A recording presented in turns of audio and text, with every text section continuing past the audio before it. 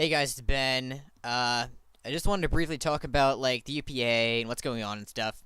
So as you can see from the title, this video is my battles from UPA weeks 7 through 10.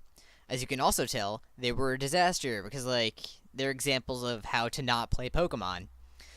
We battled Brendan, Mence, Grant, and Greg across those 4 weeks, and yeah, we lost every single one. On its own, that's not so bad, you know, like you win some, you lose some. But my behavior after those losses was just terrible, and I want to apologize in advance for that. Even though I may have only lost through hacks or through not bringing a move that would have won me the game, a loss is a loss, and my opponents won fairly and squarely. Fun fact, saying fair and square is usually improper grammar. So yeah, I was super mad after those losses, which you'll see once you get to those points in the video, which actually, it's kind of unlikely to begin with, because I'm guessing that you either won, you'll just click off this video now because it's ridiculously long. 2, you're one of my opponents from one of these matches, so you'll just watch our battle and that's it. Or 3, you'll specifically skip to the ragey parts just for the fun of it. Mence. So without further ado, here is the train wreck known as UPA Season 6, Weeks 7 through 10. How to not play Pokemon. Hey guys, it's Ben, coach of the Baltimore Orioles, and I am here with the UPA Season 7, UPA Season 6, Week 7 Team Builder. We are taking on Brendan, coach of the Boston Braviaries. His team consists of Clefable, Bisharp, Chestnut, Alolan Marowak, Hariyama, Muck, Aggron, Salamence, Zapdos, Empoleon, Jinx, and Kabutops. Now, the first thing I noticed about his team, he has nothing over base 100 speed. That is those are his fastest Pokemon, Salamence and Zapdos. So we can take full advantage of that with Pokemon like Mega Beedrill. We need like no speed investment.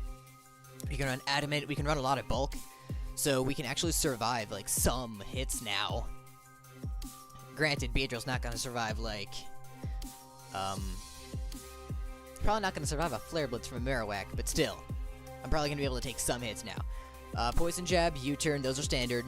Drill Run, because that just covers for the rest of his team, like Empoleon and Aggron, like the Steel types. And then Brick Break, I debated the last move for a while, but I ultimately decided on Brick Break for 2 reasons. Like, I was thinking maybe Swords Dance or Fell Stinger, but I went with the Brick Break. Because, 1, it one-hit KOs Bisharp, whereas Drill Run does not. And 2, Brendan likes setting up dual screens with Clefable, so if he gets those set up, that could be a problem. So I got Brick Break on Beedrill just to get rid of those.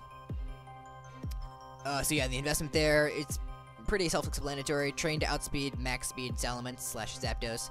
Next up, we're finally bringing Mew again. We are bringing the Mewinium Z with Psychic. And yeah, obviously the speed investment there is to Speed Tie, his 2 fastest Pokemon. Nasty Plot, Psychic, Aura Sphere, Baton Pass. Nasty Plot, like, so to set up and stuff. Psychic, that hits, like, almost his entire team. Let me check. Bisharp, Aggron, and Empoleon are the only Pokemon that don't get hit super effective by, or that resist Psychic. And I have Aura Sphere to handle those. Then I've got Baton Pass.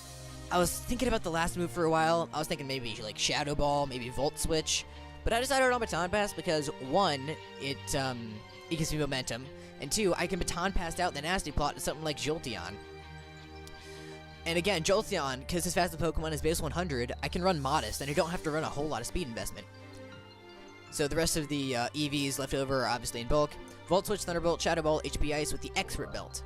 Now, Expert Belt, mostly because HP Ice and Shadow Ball, well, Shadow Ball is all I can really do to his Marowak with the Jolteon. Because, like, it could be packing Lightning Rod, which would be his only electric immunity on his entire team. And he has, like, 2 weaknesses. Shadow Ball for the Marowak, HP Ice for the Salamence. I don't need it for the Zapdos. He doesn't have a ground type. I don't really... Do I need HP Ice? I mean, it's good for the Salamence, obviously. Yeah, I should probably have HP Ice anyway. We are running Volt Absorb because he has a Zapdos. That might come in handy. Next up, Blastoise. It's my spinner. I don't know off the top of my head, because Clefable and Aggron are both pretty good rock setters for him, so I can rapid spin those away. Scald, Roar, Counter. Scald to hit the Marowak, because that's the only thing that can spin block me. And it hits his entire team, actually. Well, actually, shoot, it doesn't hit the Jinx. but the odds of him bringing Jinx are pretty low anyway, so that's a chance I'm willing to take. Roar, because last week Brendan 6-0 drew with a Cosmic Power Clefable. I gotta be prepared for that, so I've got Roar on Blastoise just in case something like that happens. Fully physically defensive, because this is the only thing on my team that can take a hit from Marowak. Even so, I think I still get 2 KO'd by Shadow Bone, but I can Scald it and do some damage, like I can scare it out with my Water move. And counter, because most of his team is physical, so counter, that would just make sense. And because I'm physically defensive, I can live even probably super effective physical hits. Maybe not a Wood Hammer for a Chestnut, but whatever. Lefties for sustain. Next up, we've got Lantern. Now this set, oh boy. Soak. We're running Soak Lantern, mostly for the Aggron, because I don't really have a good answer to Aggron. So if I can Soak it, then use Toxic, that would like kind of, that's probably my best bet. And if I send in Lantern and he sees me go for Soak, he could switch out into Marowak, predicting the electric move, and like a Thunderbolt or Volt Switch. Or he could stay in, because like he has Filter, so he might think that Thunderbolt wouldn't do very much, and I would just like Toxic him instead. Volt Switch there for Momentum, Heal Bell, because, I mean, you never know, if something gets status, that could be bad. Shuka Berry, because like Aggron could be packing Earthquake, and that's pretty much the main reason. Also, Marowak has access to Bone Meringue. Physically defensive, because like he's got a really physical team, and also I think I calced it, and I can live a certain hit from some Pokemon. I don't really remember, but so yeah, that's Lantern. And lastly, Landers. This Landers set. Are you guys ready? Prepare yourselves. This Landers set is just like, I can't believe I came up with it. We are running specially offensive Landorus. Rock Polish, Earth Power, Sludge Wave, and HP Ice. I was debating about the Hidden Power, because I was thinking maybe Hidden Power Flying, because I would get same type attack bonus, and he has a Chestnut and a Hariyama, but Sludge Wave can deal with the Chestnut, and Hariyama still takes a lot from Earth Power anyway. Rock Polish, also, with Mew, I can Baton Pass a Nasty Plot into Special Lando. I can set up a Rock Polish, then Sweep. The EVs there in speed are to outspeed Max Speed Bisharp.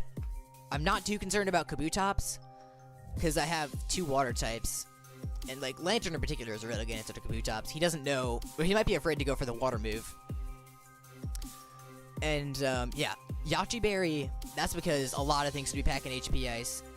Jinx unfortunately does kill me most of the time, even with Yachi Berry. Like Timid Jinx with no boosting item does like 95 on a min roll, so that's a problem. But stuff like Ice Punch on Aggron, HP Ice on Zapdos, those get reduced by a lot. And Ice Beam on Clefable, so yeah. Yachi Bear is there for that. So yeah, Rock Polish, Earth Power, Sludge Wave, HP Ice. Earth Power mostly for the Aggron, because I needed a good answer to Aggron other than Soak Toxic Lantern in case that didn't work. And I just calculated, and like, Earthquake Landorus does like nothing. And I'm expecting him to run a physically defensive Aggron to deal with Staraptor, which I'm not bringing, because he has like 3 steel types, but yeah, Aggron is a really good answer to Staraptor, so and especially physically defensive, will probably take like nothing from a close combat or a Brave Bird. So we're bringing Special Lando, just to counter that. Sludge Wave for the Clefable, I think it does about half, so that's an easy 2-hit KO there. And it can be unaware though, so if I Baton Pass the Nasty Plot, that could be like immune, so that could be a problem. HPS for the Salamence, that 1-hit KOs it, I'm pretty sure. I think. Probably, maybe, possibly, I don't know. Yeah, I think that's all I have to say about my team. Like I said before, thinking about HP flying, that might come back to haunt me. Yeah, that is the team. Pretty sure there's nothing else left to say, so thank you guys for watching the team builder, and I will see you in the battle, assuming you watched that too. Right? Cool. Hey guys, it's Ben, coach of the Baltimore Orioles. We're about to get started here. We're taking on Brendan, coach of the Boston Braviaries. This is week 7 of UPA Season 6. Brendan and I are both 3-3 right now, so it's kind of important for both of us. It's important for both of us to win. Well, I mean, obviously both of us can't win, but like, one of us will advance to 4-3. The other one will drop to 3-4. And at this point in the season, having a losing record is pretty bad, because we're at about the halfway point.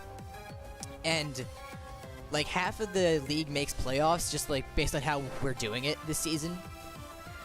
So it's probably a good idea to have, oh, there's the challenge, okay. It's probably a good idea to have a winning record at this point, so we're gonna try our best to get that today, so, let's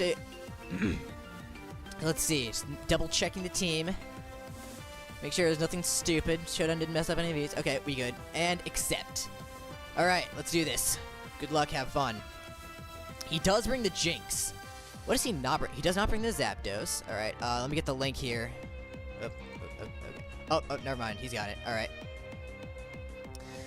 Alright, let's see. He does bring the Jinx. I predicted 5 of his Pokemon correctly. I didn't think he would actually bring Jinx.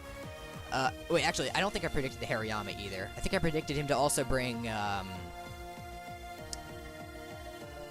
don't remember off the top of my head. Let's see. My ideal lead here. Okay, yeah, if you guys don't understand what's going on, Grant just got dumpstered by Ice because of a crit. So yeah. I'm here for hacks. Who wants it? Immortal Sore. Okay, yeah, that's probably Ice. If I don't see a crit every time, I'll be disappointed. Anyway, right, the ideal lead. Not Landorus. We gotta save that. Perhaps Jolteon. Wait, he doesn't bring the Marowak. Oh, cool. Cool. He doesn't bring the Marowak, so actually, that's really, really good. Beedrill was an interesting lead. I won't lead it, though. I could lead... No. Because if I led Mew, that would be too risky, because he's got the Bisharp. He could just Sucker Punch me and kill me. Maybe Lantern, actually. I think Lantern's actually a good lead, because he could very well lead Aggron. So yeah, let's go Lantern. He leads Hariyama. I think a Fake Out is possible. Let me What does Hariyama get that can hurt Lantern? I am physically defensive. Okay, yeah, I do take a long time with my moves. Let me see, where's my Lantern calc? Alright, Hariyama. Let's say, yeah, let's just say it's abandoned, because, you know, like, worst case scenario. Close combat will do a lot. But if you did go for that, I would get a free switch into Mew and set up a nasty plot. Or just go for the Aura Sphere. I'm going to, yeah, Mew's here, that's new, yep. I'm gonna Volt Switch. I'm expecting, yep, there's the Fake Out. That did 11%, so he's not been, oh! Huh. I didn't think about that. That's probably bad. Which one of these is Guts? I don't think any of these are Guts sets, so let me just change it. Guts. Burned. Oh, jeez, I didn't even think about this, dang it. Oh, that's about the same as banded damage. Okay, so he'll do a lot to me. There's no question there. But I think, I could go Landorus. Maybe I should just do that. Go into Lando. Either Landorus or Mew. Let me calc Lando. How much would I take? Or even Beedrill, for that matter. Wait, does Hariyama get Earthquake? I'm gonna check that. Hariyama. Okay, this is kind of like what I was expecting him to bring. Let me delete some stuff. Oh wait, I did predict him to bring the Jinx. Okay. Is it only the Hariyama that I didn't predict correctly? Let's see. EQ. Yep, he does get Earthquake, but I am Shukaberry. Does he get any grass moves? No, so we should be okay to just Volt Switch. Okay, what... Actually, how much does Landorus take? Because I think Landorus might be a good switch in. Hariyama. Although, no, because I can't really do anything to him. No, I can't switch in Landorus. Beedrill, too risky. Mew. He could go for a knockoff. I have to Volt Switch. I'm faster. I was not expecting to be faster. Fudge. Oh no, that's actually bad. Blastoise. Maybe Blastoise. I'm physically offensive. He's the equivalent of Choice Band at this point. Oh, that would do a lot. And I can't do much to him in return. How much does Earthquake do to Blastoise? Earthquake. Oh, that's the same as Stone Edge. What about Mew? How much does Mew take? I'm desperate here. Hariyama, essentially banded. Knockoff, actually I would eat that. But then it would be risky, because I would want to go for the Psychic, but he's got that Bisharp. He could very easily send that in. Although I could just go for the Aura Sphere, but that's also risky. If it went to Beedrill, how much would it take?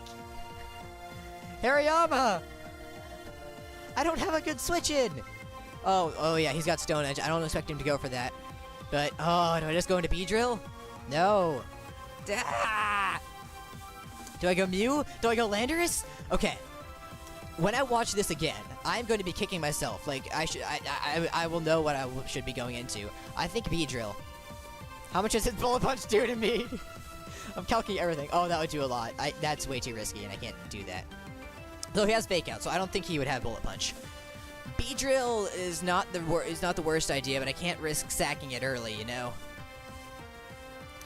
Landorus. I don't want to reveal my set. I'm just going to Mew, but he could have knockoff. He could be packing knockoff. Or maybe I shouldn't say. Oh, maybe I should say it to bluff.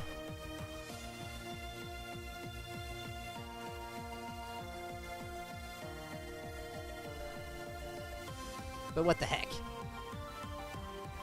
All right, not Lantern. Mew it is. Facade. That is very scary. That is incredibly scary. I guess it's a good thing I didn't go into Beedrill then. Okay, I didn't even think about Facade. Now, if he goes for Bullet Punch, I would live that. Let me just see. Facade. 30. What? Oh, right, because he's not burned. Okay, where'd the Mew calc go? So I did 76. That's burned, but we know that he's not choice banned. That would be very scary if he was. Oopsie. No item.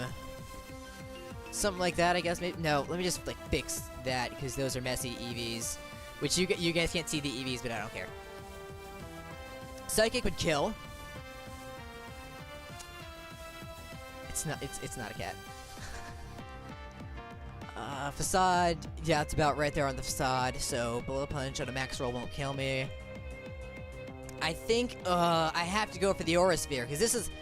See, Brenton seems to make the switches like that. He goes into the weaknesses. I'm gonna go for the Aura Sphere. I'm expecting the Bisharp to come in. Come on, go into Bisharp. Go into Bisharp. I could Baton Pass, actually. But what would I go into? That's the thing. See, I don't have a switch in.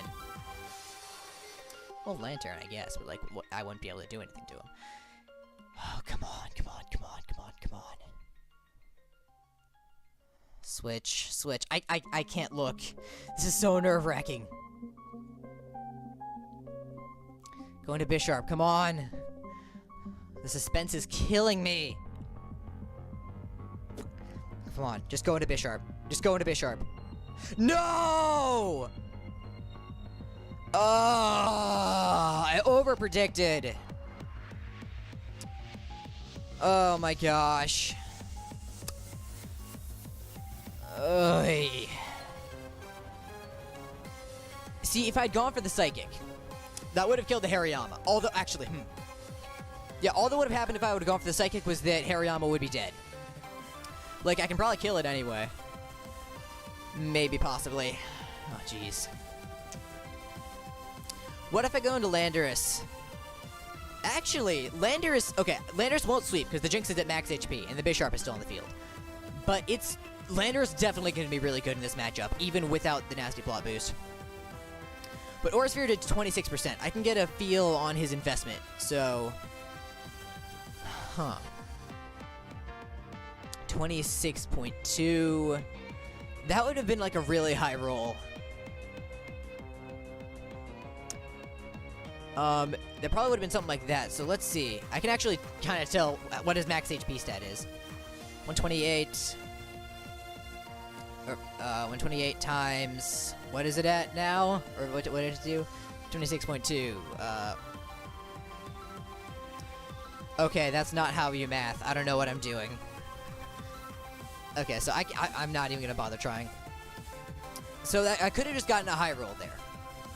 In which case, I can go into Blastoise and click counter and kill it. But I could have done that to begin with. Hariyama essentially banded. Facade... Harry... Oh, yeah, let me... Well, no, this is a fine set, but, like... Let me change it from choice band to none. Status burned. And facade. Yeah, that wouldn't do much, so I can just use counter and kill it. So let's do that. Counter. I'm fully expecting him to just go for the facade here, get off as much damage as possible. If he switches, that's good. That's a good play on his part. But I'm expecting him to go for like a facade, because I can't kill him with something like Scald. Yep, he goes for the close combat. That does a lot, but we do go for the counter and kill his face off. So Blastoise gets the kill there. That's something. Now he gets to go into whatever he wants. But the Hariyama is out of the way. Unfortunately, Mew is also gone. Like, I've brought Mew to 2 matches now, and it's died both times without getting a kill. It could have gotten a kill both times, but the first time I got a low roll, and the second time, I overpredicted. Because I was watching some replays of Brendan's battles. He would switch in Aggron against a poison move, even if, I can't even think. He was switching in on a poison move, predicting a poison move, even if, like, the Pokemon that's using it also has a ground move, something along those lines. He seems to make those plays, so I expected him to do the same and, like, go into Bisharp. He does not, so... Alright, now he goes into Jinx. He probably just calculated, saw that I'm physically defensive, and sees that he can kill me with the Psychic, so let me check that. Jinx, let's say... What? Whoops. Oopsie. Let's try that again. Jinx, let's say Scarf because it's a set there. Psychic. I guess Psychic over Psyshock because Psyshock would not kill me and Psychic probably would. Psychic from Jinx.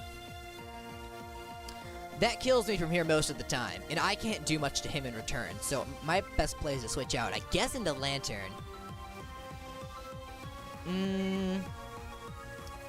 Now they're all talking about what Mew is. Just for the record, Mew is not a cat, just saying.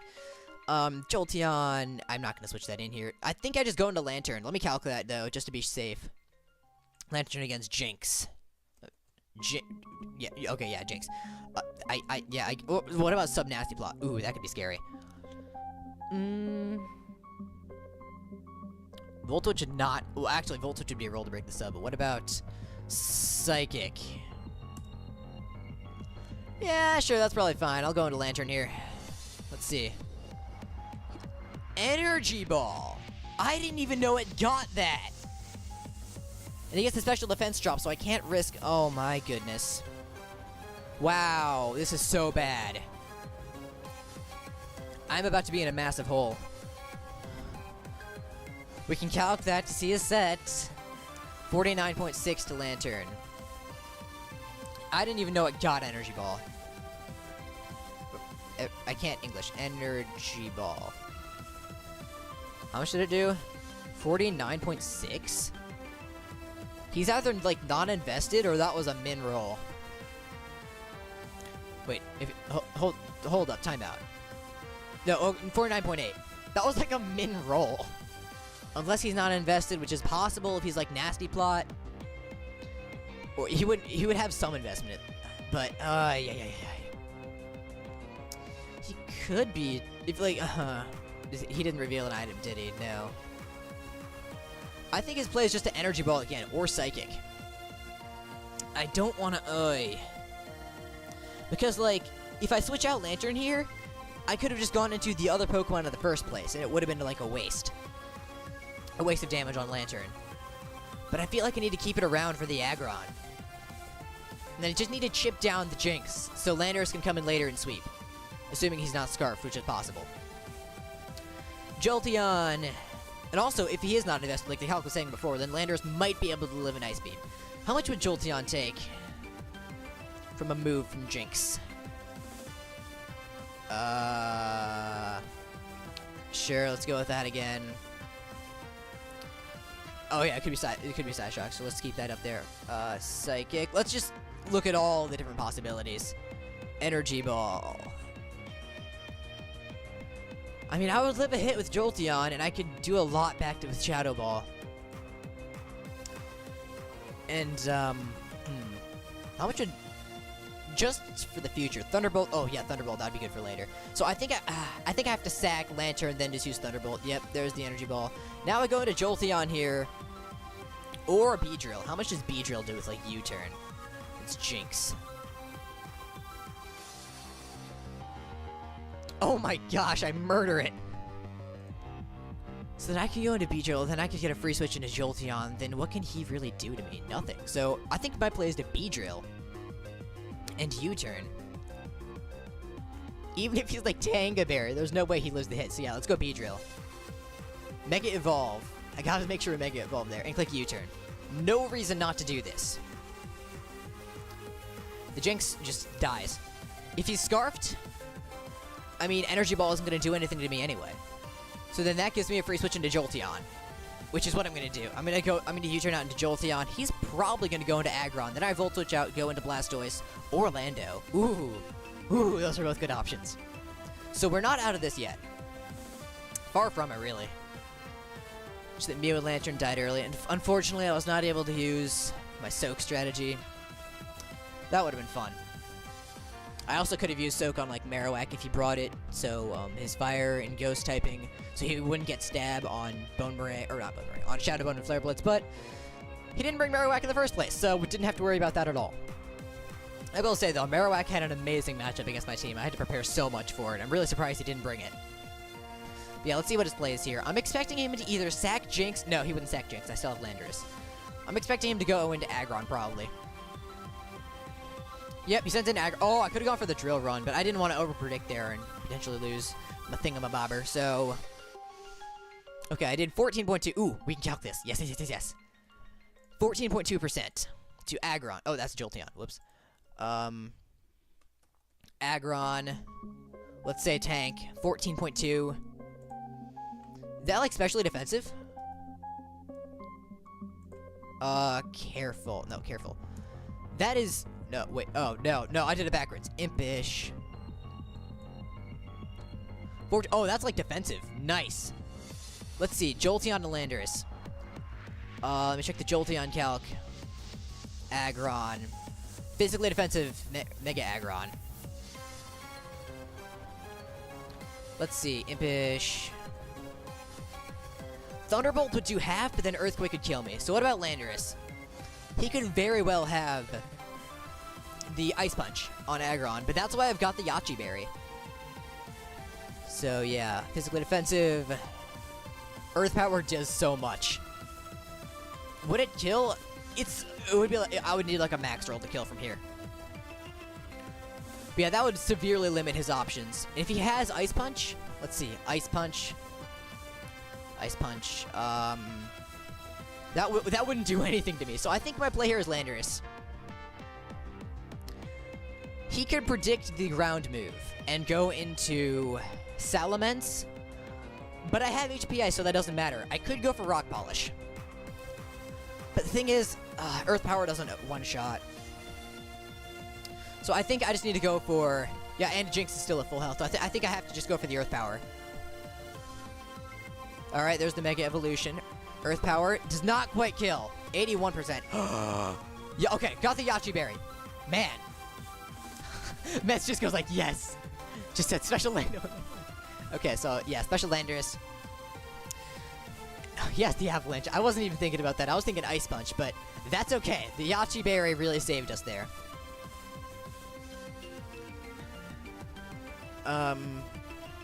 So 81. Is that about right? Yeah, that's about right for physically defensive Aggron. Then HPI would kill from here, and I could get him on the switch into the other thing. This is where U-turn would come in handy, although I don't even think U-turn would kill, but still. I've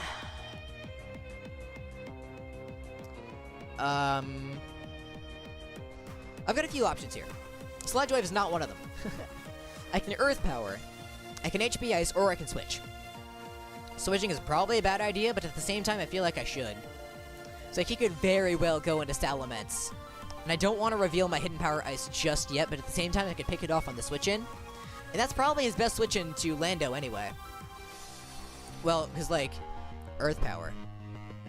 And HP Ice ought to kill the Aggron from here anyway. Yeah, I'm sure it will. So that would get rid of that. That's a big threat out of the way. Although, does he want to save Aggron? Let me think about this for a sec. No, he has no reason to save Aggron. Everything on my team is faster than it, so it dies anyway. I suppose he could use it for, like, a sack later on for a switch-in. But he doesn't even have a good switch-in to Landorus right now. So, yeah, I was debating an item like Life Orb or Choice Specs before, but we decided on Yachi, and Yachi did come in handy, but I think Specs, Earth Power, or not even Specs. Any boosting item. Expert Belt would have been better. Would have killed anyway. Let's see. Okay. How much does Salamence do? Because I think he might just go into that, try to get momentum. Outrage, and actually he's not intimidated, so Outrage would not do that little. Outrage would do more than that. It would definitely revenge kill me. Do I need to keep Landorus around? I feel like I should for the Bisharp. I think, actually, he's probably expecting HPS anyway. I'm going to go for it. Okay, he stacks the Aggron.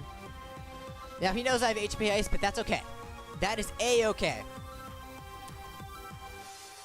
He might think that it's, hidden power. Now, he might not want to risk going into Salamence. Also, okay, never mind. He goes into Salamence.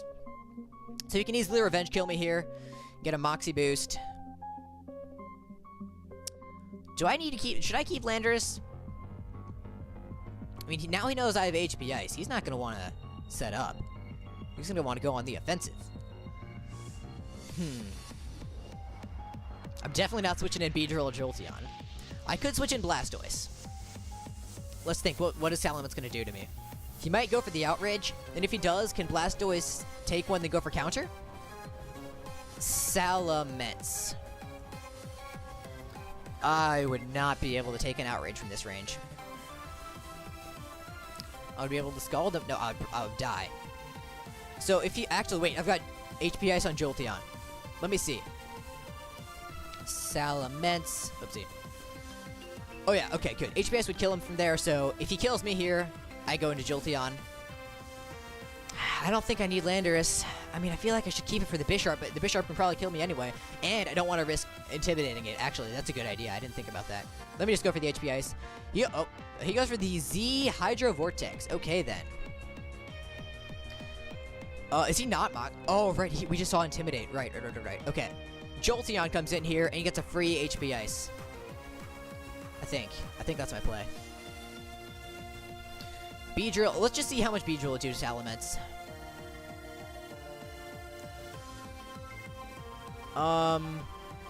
That would not quite kill him. We already saw he's Watarium Z. He's not Scarfed, so Jolteon comes in here and kills him with HP Ice. That's really my only play. So let me just go for that. If he switches, obviously that's not good. We could easily predict the switch and go for Volt Switch. I don't have a solid switch. Oh, I could go Blastoise. But I would essentially need to be stacking it. Actually, let me hit cancel here for a sec.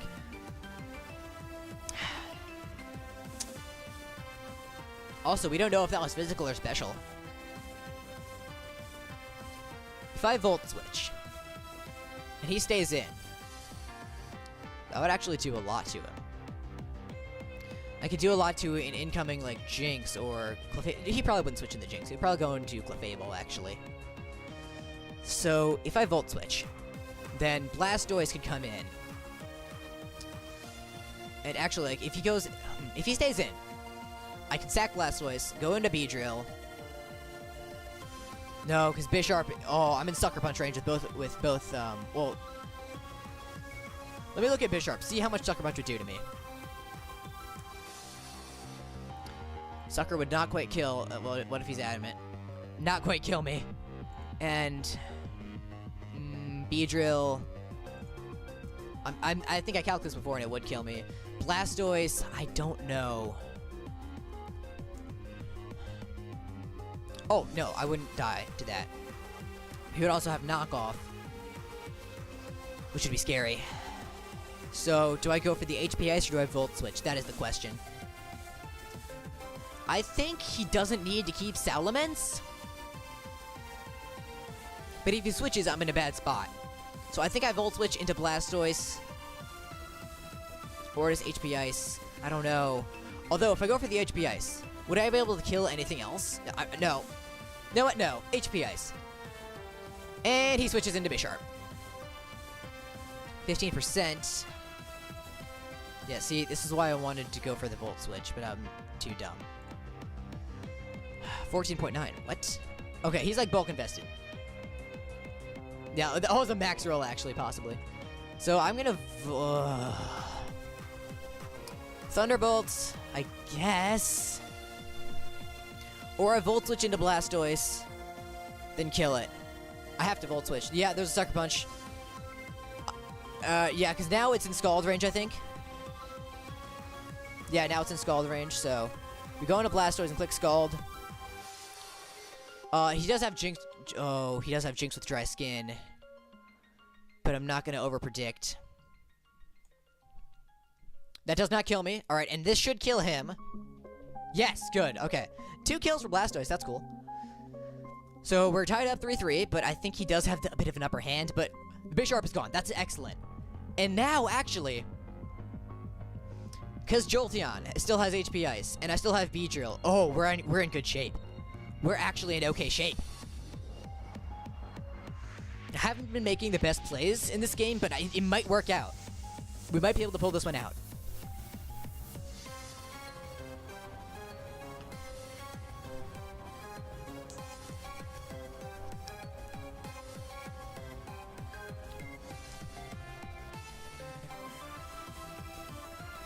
Just kind of waiting here. Let's see, what could he go into? I think the Jinx is very likely. If he goes into Jinx... if he goes into... Well... Salamence. Okay... I'm expecting him to go for the Dragon Dance here, because he knows he can sweep me with it. So I'm gonna Roar. If he kills me, that's fine. If he goes to the Outrage, okay. So we already know that Jolteon will be faster. And Beedrill too. Like, Jolteon outspeeds and should kill with HP Ice. And he's locked into Outrage and he's not Scarf, so let's go for the Hidden Power. We do one-shot him. That's good. It's 2-2 now. Jinx comes in. Shadow Ball. Actually, oh no. Don't be Scarfed. Oh no. But wait, he went for Ice Beam. Can Beedrill live in Ice Beam? I am not even gonna... I have to calc this. I'm gonna calc it before it happens. Jinx, it's definitely Scarf now. We know that for sure. Ice Beam, we lived that. U-turn. Oh, that's Psychic. If you went for Psychic, the game would have been over. Okay, I just had flashbacks to when Michael killed me with the Scarf Gengar UPA semifinals last season. Does Poison Jab kill him for me? Oh, yeah. Say he's HP invested. Oh, yeah, Poison Jab still kills him. Let me just go for that. Well, no freeze. What? No! No! No! No! No! No! I had that one! I had it! I had it! I had it! No! I had it! I had it! I had it! Okay, is there a chance that he got a max roll there? And he gets a min roll? See, I did 53%. Actually... No, there's no...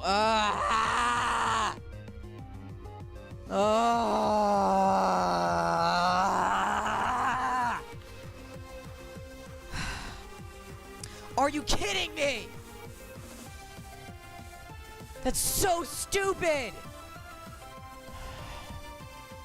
You cannot be serious!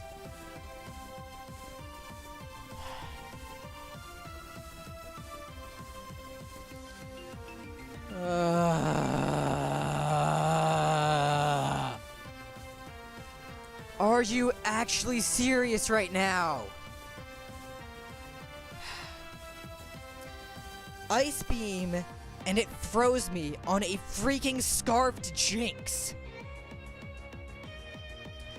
Why?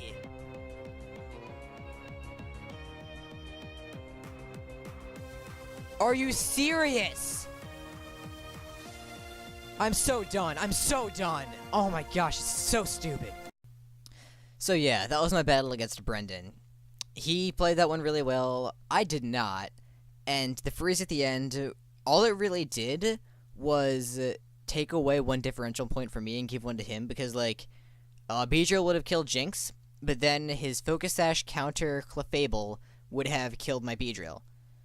So it would have been a 1-0 for him instead of a 2-0, and that's literally the only difference. And, like, Beedrill would have got another kill, but that's not really a big deal. So, good game to Brendan. Next up is Week 8 against ImmortalMence and the Hague Halushas. Now, Mence, I know you're watching this, and I know you thoroughly enjoyed that last part, because we both know that you enjoy seeing me suffer. You also enjoy destroying me, which is what you guys are all about to witness. So here is UPA Season 6, Week 8 versus ImmortalMence and the Hague Halushas. Hey guys, it's Ben, coach of the Baltimore Orioles, here with the UPA Season 6, Week 8 Team Builder. We're already in Week 8, this is crazy. We are taking on ImmortalMence, coach of the Hague Halushas. I can't even... Okay, I really can't English. Let me try that again. Mence and I have faced 3 times before, all in UPA Season 5. I won the first one, partially due to hacks, but I don't think the hacks was game-changing. Might have been, but I don't think it was. The second one, he won. I made some over-predictions and some misplays. Then the third one was in playoffs, actually, and I did come out with a victory there, so we're 2-1. 2-1 against Mence's career, so we'll have to see how we do this time. We're both 3-4 right now, actually, which is not good, because, like I said before, we met in playoffs last season. We're both good battlers, but we've been struggling this season.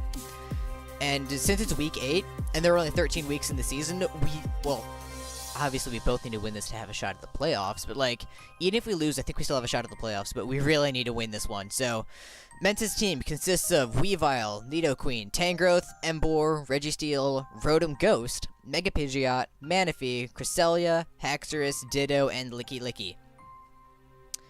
Okay, 2 things. The first one, Nidoqueen and Haxorus combined. Let's just think about this for a second. Let's look at my team. Haxorus. The only things on my team that can take an outrage are Doublade and Wigglytuff. You know, things that get absolutely dumpstered by Nidoqueen. So, his combination of Nidoqueen and Haxorus is gonna destroy me. So I don't know what I can do. I'm just gonna try my best to play around them. Maybe something will work out, but another thing about Mence's team. All season, he's been trying to get me to trade him Mew, because if you look here, I rarely bring it, and it's done like nothing for me. So yeah, Mence really wants me to trade him Mew. He's trying to get me to trade it for Necrozma. Yes, true, I just called it Necrozma. Fight me. For a long time, then he ended up dropping Necrozma for Cresselia. So, everybody knows that I need to use Mew to beat Mence. And we're gonna use a Culver Berry for that, because Weavile is faster and is a Dark type, which kills Mew's face off. So, if he sends that in on a Psychic, I live the knockoff and can Aura Sphere him and kill him, assuming he's not Focus Sash. So yeah, that's the plan. Also, we've got Substitute, because he has Ditto. I hate Ditto. I hate facing Ditto. Ugh! I have to bring Substitute on everything, so he can't, like, copy my Pokemon. Like, I was initially gonna bring Beedrill, but then I realized, 1, I need a Stealth Rocker, which I'll get to later, and 2, if he copies Beedrill, he just sweeps me and I lose, because I have nothing that can really take a hit from Beedrill, aside from, like, maybe Lantern, maybe I can eat a hit, but, we'll get to that later as well. So yeah, I knew I couldn't bring Beedrill because of Ditto, and because Rocker, but we'll get to that. So, Sub, Nasty Plot, Aura Sphere, Psychic. Psychic and Aura Sphere cover for his entire team. Nasty Plot is there for the damage boost, and Sub, because Ditto can't copy us. Also, because Substitute's nice on setup Pokemon. I want to run something like Rock Polish, but I can't. Or Roost. The Roost would be nice too. But yeah, Culber Berry for the Weavile. Next up, we've got Darmanitan. We're going to be running, I've always wanted to run this, Z Sunny Day. And with his speed investment, after the Z Sunny Day, we will outspeed, I believe, his fastest thing, which is Weavile. Yeah, we'll outspeed his Weavile. And then nothing on his team wants to take a Flare Blitz. Not even Emboar. Okay, Emboar is the only Pokemon on his entire team that Earthquake does more to. That's, like, the only reason to have Earthquake on this Darmanitan. Also because, like, if Emboar has the Sun up, that could be a problem. That could be really bad, actually. So, yeah. Flare Blitz in the Sun actually does more to Manaphy than Earthquake does, so... Yeah. With that Sun up, I can actually 2-hit KO max HP Manaphy, so that just goes to show I'll be able to destroy everything with this thing once I get the Sun up and get a sub as well. Because, like, if the Ditto comes in and steals the +1 speed, I lose. That would just be so bad. The rest of the moves and stuff are pretty self-explanatory. Sub for the Ditto, Earthquake for the Emboar, and I think that's really the only reason I have it. Is there any other move that would be better? I don't think U-turn would be a good idea. Let me actually... I could calc it. What the heck? Let's calc it. Let's see. Darmanitan, I don't have the set saved yet, so I'll just enter it manually. Darmanitan, sure, we'll look at a past set. That's the one I used against Ice. Okay. Fiery MZ, Flare Blitz, and Earthquake. Same set there. Against Emboar. Sure, all out attacker. Now let's say the Sun is up. Flare Blitz and Earthquake. Earthquake actually can OHKO if he's not invested in the hit points. Let me see if he is HP invested. Earthquake, I just say, is better in general. Okay, so we'll keep Earthquake on Darmanitan. So yeah, Sunday Flare Blitz, that destroys everything. Substitute so the Ditto can't copy me. And Earthquake is also there for, like, the Emboar and stuff. Next up, Umbreon. This is gonna be my better of the two Wish Passers this week. Like, my more tanky Wish Passer I get. No, I mean, they're both tanky, but, like... This is gonna be, like, my Wish Passer. Because Wish Protect... I have Toxic and Baton Pass here. Toxic for, like, Cresselia. Baton Pass for, like, switching out to heal something. It's like, looking at this. Darmanitan and Mew. They're both fairly frail. Okay, Mew isn't all that frail, but Darmanitan is pretty frail. We'll get to Jolteon later. That's pretty frail. If I need to heal something up, I need to use Baton Pass. That's my best play. This investment into the defenses is just, like, to get the most out of it, so I can take Sludge Waves from the Nidoqueen. I don't think I can really take an Outrage from Haxorus, but I can just take hits from his team pretty well. I think I can take, like, Weavile's Icicle Crash pretty well. Yeah, I take less than half from Icicle Crash and Sludge Wave. Not combined, but, like, separately. Synchronize. Do I need Synchronize? Would Inner Focus actually be smarter? I should look at that. He could have Iron Head Registeel. He could have... That's about it. And Icicle Crash on the Weavile. He does bring Icicle Crash Weavile, not Ice Punch. But I think Synchronize is still better, because, like, if he Toxics me, I got a free Toxic on him. But yeah. So that's that set. Next up, we've got Lantern. This thing is built for Manaphy, and Manaphy alone. I don't expect him to bring Manaphy, because I have 3 electric types, one of them being a part grass type, and this one having water absorb.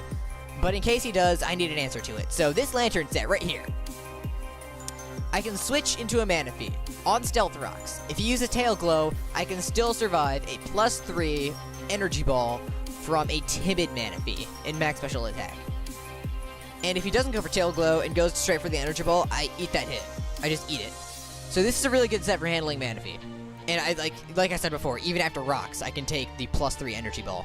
The Thunderbolt will do about 2/3. I think at max it's 2/3, so it's a 2-hit KO, which is nice, but I could also Volt Switch out and go into something like Jolteon, which actually we should get to that in a second because I didn't go over the other moves. Scald and Thunderbolt really cover for pretty much his entire team, except for, like, Tangrowth, so that's why we got Ice Beam. Anything else that doesn't cover for? Oh yeah, Haxor, so Ice Beam is also good for that. So overall, it's a pretty good Lantern set just to cover for his entire team. Do some good damage to them while also being able to take some hits. Certainly not a Haxorus Earthquake this week. No, of course not. Next up, we've got Jolteon. I was thinking about this set for a long time. I wanted to run Shadow Ball, I was considering something like stored power, but I was trying to figure out how to make that work, like maybe Charge Beam. I ultimately decided just going with the standard set. Thunderbolt, Volt Switch, Signal Beam, and HPI. Signal Beam over Shadow Ball, because I noticed Immense's team is actually pretty weak to bug. Weavile, Tangrowth, Cresselia, those are all bug weaknesses.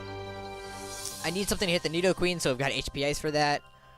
The speed investment's obviously to outspeed Weavile, but also, in case Ditto copies something like Darmanitan or Mew, actually no, not Mew. In case Ditto copies Darmanitan, I think Jolteon will still outspeed it, because Darmanitan hits 384 and Jolteon's at 385 because he can't go to 384. It just goes straight to 383, which isn't enough, so 385 is what I have to do anyway, so I'd be able to outspeed anything like Ditto, which could be scary. So yeah, that's good and stuff. Thunderbolt and Volt Switch, obviously, the electric moves that I always bring on Jolteon and every electric type ever. Signal Beam, like I said before, hits his bug-weak Pokemon. HPIs for Pokemon like Haxorus and Nidoqueen. And yeah, that's it for the Jolteon set. Expert Belt, just so I can get more damage off on the Nidoqueen and the bug-weak Pokemon, stuff like that. Next up, we've got Wigglytuff. I was thinking about this set for a long time. Because, like, I wanted... Well, I knew I needed a rocker. First I had Beedrill, but then I was like, no, I need a rocker on this team. But I also want hazard removal, so I just didn't know what to do. Blastoise does not have a bad matchup. In fact, it has a pretty good matchup. But I just can't bring it. There's not enough space on the team. I could not bring Umbreon, but then I don't have a switch into Nidoqueen or Weavile. And then if I did that, then, like I said, I don't have a switch into Nidoqueen or Weavile, but I still have my Wish Passer with Wigglytuff, and I would have hazard removal with Blastoise. That doesn't work, because I don't have a switch into Nidoqueen or Weavile! Okay. So yeah, that wouldn't work. Lantern is a necessity. Jolteon is really good at outspeeding, like, his entire team and doing a lot of damage to them. Like, Pidgeot dies. Weavile takes a lot, and, like, after rocks, it might die. I didn't actually calc that, but I'm just assuming. I mean, you never want to assume, but I don't care. Mew, because, I mean, everybody knows I need to use Mew to beat Mence. I was talking to Ice a little bit before the match. Well, it was a few days ago. And we were just like, I absolutely need to bring Mew. And this is how I have to do it with the Culver Berry and stuff. So yeah, I'm not going to get rid of Mew. Darmanitan, if I got rid of that, then I would only have 2 sweepers. And that's bad. The last time I only brought 2 sweepers was against Ice. And he crit one of them, and I lost. The time before that, I only brought 2 offensive sweeper Pokemon. It was against Cyber in UPA Off-Season 2. I was a little careless with Thundurus, and then I was even more careless with Lucario, and lost them both, and lost the game. So yeah, I need to make sure I have 3 sweepers on this team, because, like, I've noticed that's a good thing to have. 3 sweepers, 1 Pokemon that's, like, slow and bulky while also doing damage, like Lantern or Rotom, and then, like, a Wish Passer. Then, like, a bulky tank. So, I like the Eevee spread, not the Eevee spread, I like the stat distribution of this team. And that's what we're gonna go with. Also, new nickname for Wigglytuff. I was talking to Lucas, I think, like, last week, and we were like, we godly tough. And I think he was gonna nickname his Walrein God Rain or something like that, because the PU Pokemon are surprisingly good. But yeah, that's the team. Mew, Darmanitan, Umbreon, Lantern, Jolteon, Wigglytuff. We really need to win this one. We're sitting at 3 and 4 right now after that tough loss to Brenton. I was reckless with Mew, let it die early, and then he froze my Beedrill, which ended up not mattering at all, because he had Focus Sash, Counter, Clefable in the back, which is amazing. So yeah, we really need to win this one if we want to be in playoffs. Let me actually see if I can pull up the standings here. Now, some people haven't updated their individual standings, so, and some of them already have from this week's battles, like, Brendan updated his to be 5 and 3 because he beat Swampy. Then, like, Jack still hasn't updated his from a few weeks ago because he's lazy like that. But yeah, this is, like, the rough draft. Not the rough draft. This is, like, a vague outline of the standings right now. So, we're sitting down here. This is not good. We're in, like, 1, 2, 3, 4, 5, 6, 7, 8, 9, 10, 11, 12. We're approximately in 12th place. So that's, like, really bad, and we really need to start winning again. Because if we want to have a shot at playoffs, which, I mean, like, my goal at the beginning of the season was to win the championship, but It's not... We might not even make playoffs at this point, so that's gotta be our goal right now. Make playoffs. That's the first step. Then we'll worry about getting to the finals and the championship. We'll cross that bridge when we come to it. So, yeah. This is the team for Mence. Week 8. My goodness, already week 8. Season's flying by. So, oh yeah, I didn't even talk about the Wigglytuff set. What am I doing? Wish, because, like, another Wishmaster is cool. Stealth Rock says I need a rocker. I need a rocker. Unfortunately, I can't bring Blastoise because there's just not enough room on the team. I want a hazard removal. I can't bring Defog on Mew because I need substitute. And I need those moves and the Nasty Plot and stuff. Dazzling Gleam for damage and counter. Counter is like, let me pull up his team here. Counters for like Weavile, Emboar, Registeel, Haxorus. For Pokemon that like are powerful and stuff, and that Wigglytuff can eat a hit and then like do back damage, and that's how you Pokemon and how you English. Don't question it. Just roll with it. That's the set. Also, Cute Charm, because counter, I can't have the hidden ability, and competitive, I doubt that would come in handy. Only if. The only scenario I can see competitive coming in handy is if Pidgeot uses Defog on me. It's possible, but I don't see that happening because I don't think he's going to bring Pidgeot in the first place. And yeah, so I think Cute Charm is just better. Kibia Berry, because I can take one Sludge Wave from Nidoqueen. That could come in handy because I don't want to get one shot by it. Maybe I can like set up a Wish that turn and then like switch out into something like Umbreon. No, that would be stupid. Switch out into something like, I don't know, Lantern. I don't know. Although now that I'm thinking about it, maybe I should bring something with Heal Bell. I have 5 Pokemon on my team. They could have Heal Bell, and none of them have it. Heal Bell might actually be smarter than something like Wish. Actually, that might be really smart. Like, really, really smart. And maybe I should do that. Well, maybe I will, maybe I won't. I don't know. This video's gone on long enough. So thank you guys for watching, assuming you're watching this whole thing, which at this point I doubt many people are. Probably like one person. So shout out to you. So, yeah, thank you guys for watching, and I'll see you during the battle. Hey guys, it's Ben, coach of the Baltimore Orioles. We're about to get started here. UPA Week 8 versus ImmortalMence, coach of the Hague Haluchas. Let's jump right in. Good luck, have fun. Brings the Rotom and the Licky Licky. He doesn't bring Haxorus at all. Wow, this is really different. I'm gonna get the link here. Hold up a sec. Okay. Really interesting team that Mence is bringing. Obviously the Weavile and the Nidoqueen. I knew that he was bringing that for sure. There's no doubt in my mind. Manaphy, that's interesting. Like, I only predicted 2 of these right. What the heck? Okay. I'm expecting him to lead Nidoqueen. Or Registeel. One way or another, it's a free sub for Mew. He doesn't bring the Ditto! Yes! Oh, yes! That makes me so happy! He doesn't bring the Ditto! Yes! Oh my gosh. So, actually, if I had brought Beedrill, it would have, like, swept and stuff.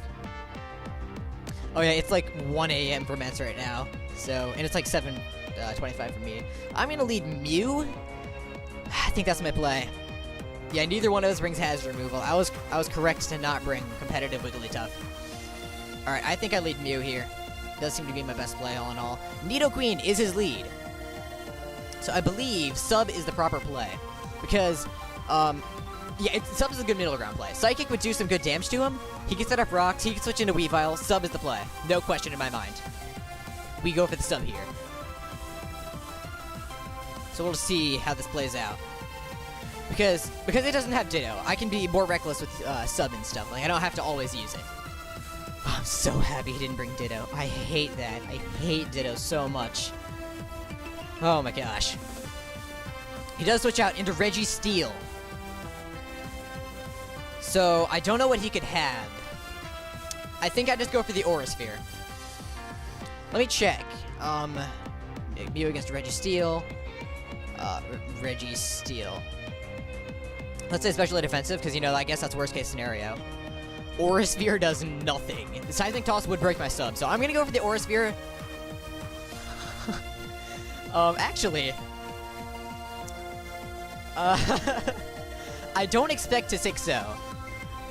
But now that I'm looking at it, I might. But I'm gonna go for the Aura Sphere.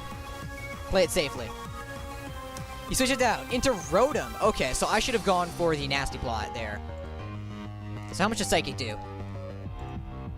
Yeah, I definitely should have gone for the Nasty Plot. Well, obviously, you know, I was just gonna say same saying as I was last week. What was I saying? Hindsight is 2020. Yeah, hindsight is 2020. Obviously, my better play there would have been Nasty Plot. He could just like switch into Weavile now. He might be scouting, but I think he's gonna go for Shadow Ball. So I think I Psychic to go for the chip damage, and then maybe switch into Wigglytuff. How much does Wigglytuff take from a Thunderbolt from a Rotom? Actually, wait. If he's Scarfed, wait a minute. Wait a minute. Wait a minute. Wait a minute. Hold up. How much does his Hex do to me? It obviously breaks my sub. So sure, Spell Tag Hex, because that's a set. That doesn't kill me. And wait, +2 Psychic? Oh my gosh. Die. If he switches into Weavile, we have the Colbur Berry. If he switches into Weavile, we have the Colbur Berry, and we're okay. So Psychic is actually safe.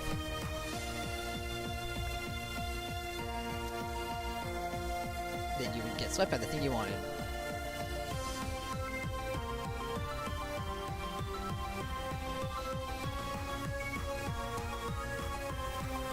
Okay. So yeah, let me actually check the calc. Adamant, Banded, Weavile, let's see. Adamant, Choice Band. Okay, the Choice Band. Actually, Adamant, Choice Band, Weavile would have a chance to kill me.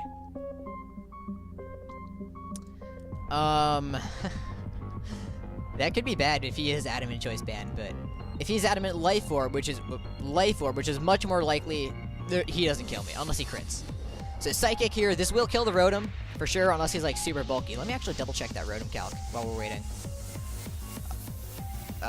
Yeah, sure, Spell Tag Hex, because that's what we were going with before. Let's say he's hit point invested. Wow, max HP, that still kills. Okay. If I just go for that Nasty Plot on the Registeel, oh my gosh, that would have been incredible. Yeah, just waiting here. Psychic is very safe, like I said before. If he switches in Weavile, Colbur Berry. We have Colbur Berry. Just making sure Showdown didn't pull us stupid. So yeah, Mence is already in a hole here. I'm really surprised that he brought Manaphy and Rotom and Licky and Registeel. Well, Registeel I knew was possible. Oh wait, no, I did predict him to bring Registeel, so I didn't expect him to bring Manaphy, Rotom, or Licky. I definitely expected him to bring Haxorus. Because I had only 2 answers to Outrage, Doublade and Wigglytuff, both of which died in Nidoqueen.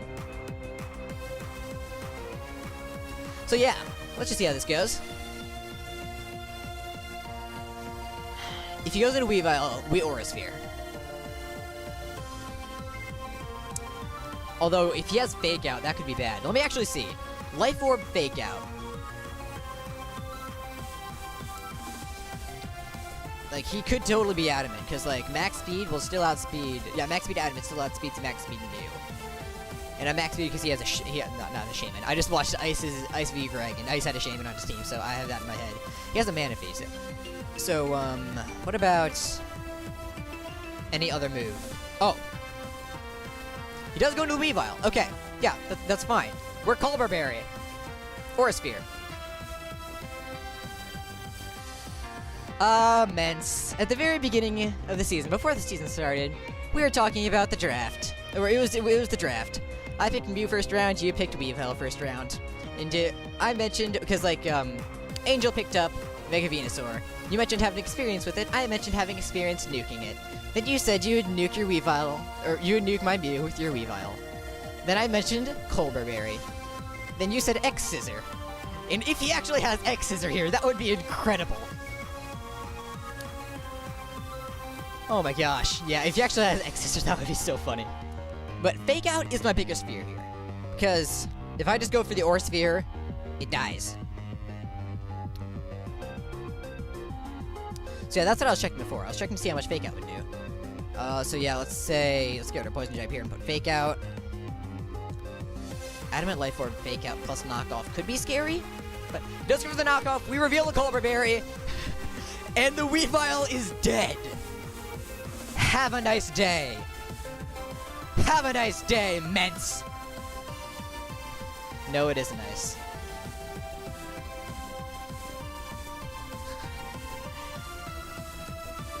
Knock off. That did so much. That scared me for a second. If that crit... Ugh. Yeah, he does not have X-Scissor, which is a little scary. Now the Manaphy comes in. See, I want to keep this thing around, but at the same time... Oh, he's probably trying to win his speed tie. Let me see. Manaphy. Do I kill Manaphy here? Could be trying to set up Z Rain Dance. I actually don't kill Manaphy. And I do have a Lantern, which is the perfect switch-in. But I don't know if I want to do that. Because, like, I want to keep Mew around. It still puts in work. Puts in a lot of work. I don't... Because, like, Lantern, like I said, it's my perfect switch-in. I want to keep Mew around. Obviously, he's not going to be Scarf Manaphy. That would make no sense. But I think he's seeing the Calc and seeing that Psychic won't kill him. Let me look at that again, just to make sure. Yeah, Psychic just to not kill the Manaphy. So I go into Lantern here. I'm going to save Mew. Scald! Nice try, bro. So, I could Scald predicting the switch, and actually I think that's what I'm gonna do, because if he stays in, that's okay. I'm gonna Scald here, predicting the Nido... Yep, in comes the Nido Queen. We do get the Scald off. That does so much! Oh, we get a crit. So yeah, we can actually check the Calc. That's the Mew Calc. Lantern versus Nido Queen. Oh, Nido Queen. Let's, sure, Showdown usage, let's see. Scald on a critical hit. Wow. Is that, like, bulky? Scald on a critical hit. That's, like, super bulky. Is that, like, AV? Or is that pure special defense?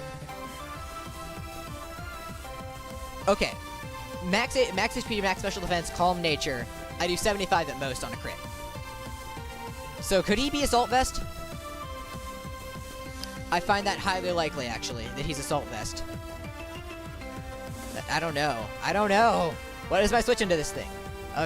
No. Ice. Stop talking. I don't have any offensive moves on Umbreon, but I don't care. I can go into Umbreon, take a hit. Then... Oh. It goes into Licky Licky. So I'm gonna go for the Wish, then try to heal up Mew, I guess. Wish. He also goes for the Wish. He's probably trying to heal up Nido Queen, so I'm gonna go for Baton Pass, see if he switches. Yeah, Baton Pass is my play. He does not switch, he stays in, so...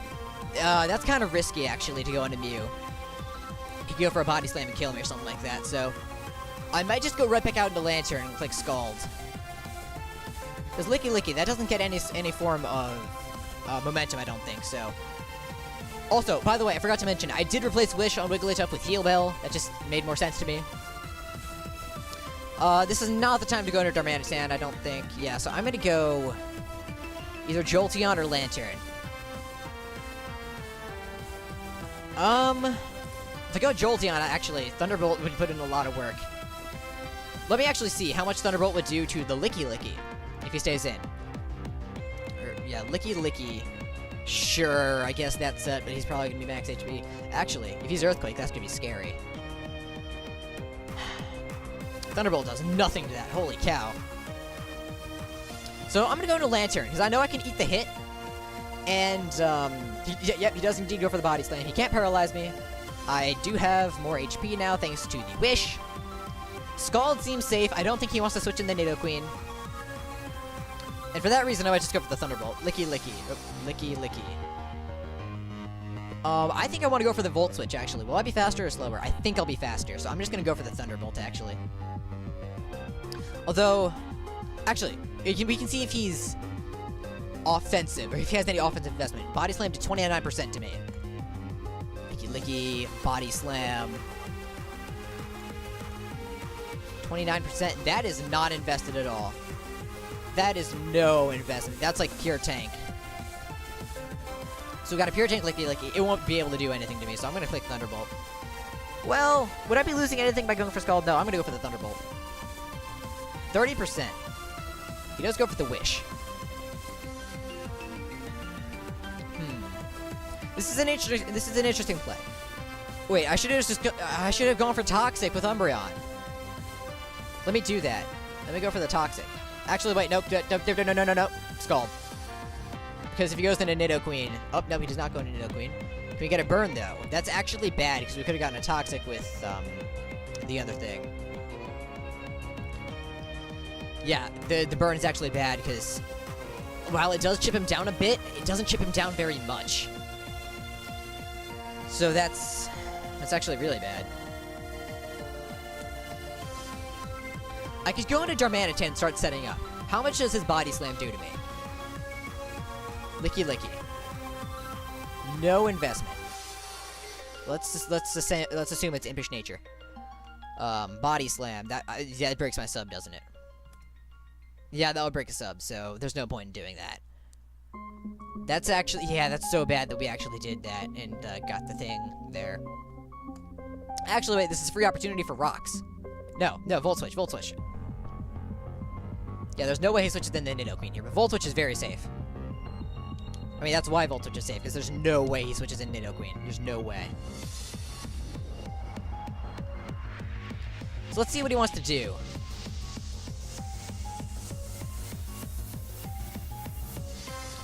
Licky Licky is burned. I almost hope that he... No, I don't hope that he goes for Heal Bell. I don't hope that he goes... I guess that made English sense. Because that would mean that he would be able to heal off a Toxic as well. So I think my play here is to go into Wigglytuff and set up Stealth Rocks. It's kind of like wait for him to do his thing. It's like he's just going to keep flicking Wish. Yep, he's just going to keep flicking Wish. Actually, this is probably his opportunity to go into Nidoqueen, so I can double out. Let me see how much I do to a Nidoqueen with that one move. So yeah, he's like more defensive. Dazzling Gleam does nothing, so I'm fully expecting him to go to Nidoqueen here. So that's actually bad that I went into Wigglytuff. But at the same time, it gets his Licky Licky off the field, which is getting kind of annoying. Because it just keeps healing itself. So I can go for Rocks. Then switch into Umbreon. Get up a Wish. Because, like, we clearly saw that Nidoqueen's pretty defensive and not terribly offensive, so Umbreon should be able to eat any hit it goes. Or actually, wait, does Nidoqueen get anything that can really hurt Umbreon? I'm going to check. Guess I can delete some of these. I was expecting him to bring Tangrowth. I was definitely expecting the Ditto. Definitely expecting the Haxorus. So glad he didn't bring those. So, what was on the field again? Wow, I have terrible short-term memory. Right, Licky Licky. Oh no, Nidoqueen. No, I have Nidoqueen up right here. What am I doing? Does it get anything that can really hurt Umbreon? Focus Blast. I don't care. We go for Rocks here. Yeah, I knew the Nidoqueen is coming in, but it's a free opportunity for Rocks. And now Umbreon comes in for free. Toxic Spikes. Really? Toxic Spikes. That was the last thing I was expecting. That's actually really bad. Let me... Wow. It's a good thing oh, it's so good that I put Heal Bell on that thing. Let me just go for the Wish, I guess. He does roar. Actually, that's good. Darmanitan comes out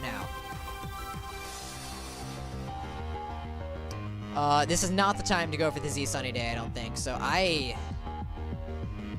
oh, dear me. Do I hard switch into something? He wants to go for an Earth Power here, probably. I don't have a...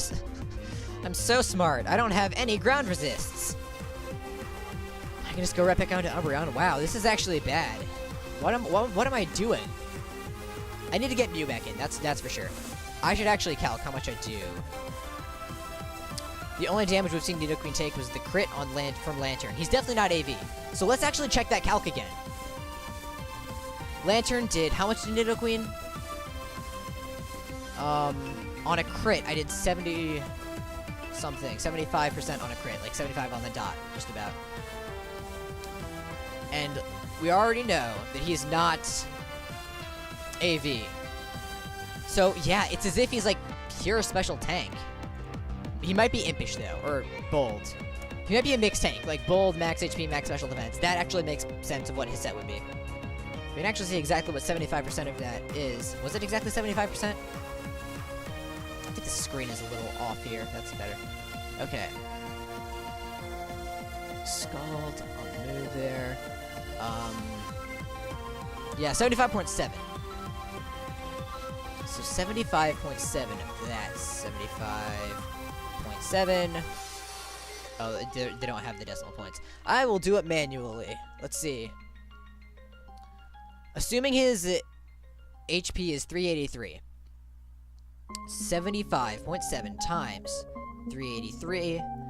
That's, I did that backwards, whoops. 383 divided by 75.7.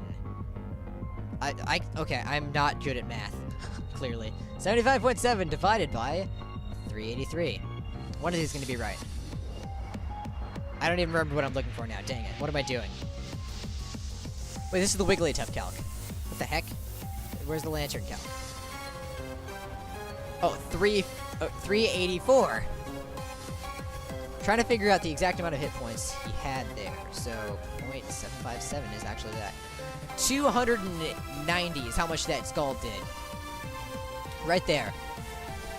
That was a middle roll on the critical hit. So yeah, that tells me he's definitely, like, specially defensive, but with the bold nature. He's a mixed tank, so... Dang it, Mence! Setting out the timer. If he's a mixed tank...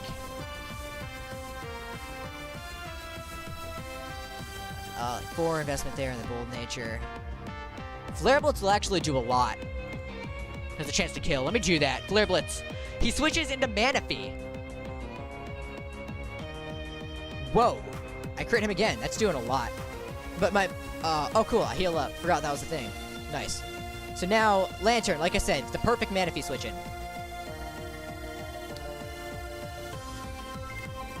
Yep, Lantern's coming in. Okay, yeah, I'm sorry that I'm hacking you, dude. Like, you turn on the timer, you're asking for it.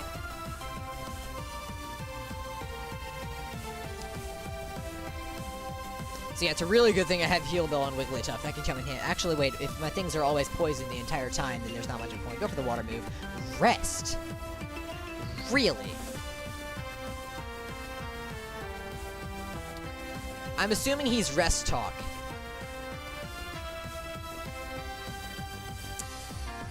Oh my gosh. Scald, I don't... Oi. He needs to save... Oi. I think... Yeah, he can't do anything. I have to Scald. Because, yep. Nice! Nice, nice, nice, nice, nice, nice, nice. We made the prediction. We do more damage there. And if he is truly a defensive variant, then we might be able to take the hit with the Assault Vest. Earth Power does 55 at max. That's amazing. We would take the hit and be able to kill it. Let's do it. If he even has Earth Power. Which, let's be real, he probably does have it. Yeah, this is good. We will be able to take the Earth Power unless, like, he crits or something, or he is invested. And then, yeah, we'll be able to kill the Scald. He can switch into Mana. He switches out again, into Licky Licky. 27. Wow, this is good damage. So, a Thunderbolt here. Scald at 27. So, let's see. Licky Licky. Lantern's putting in work. 27. What? What is his investment?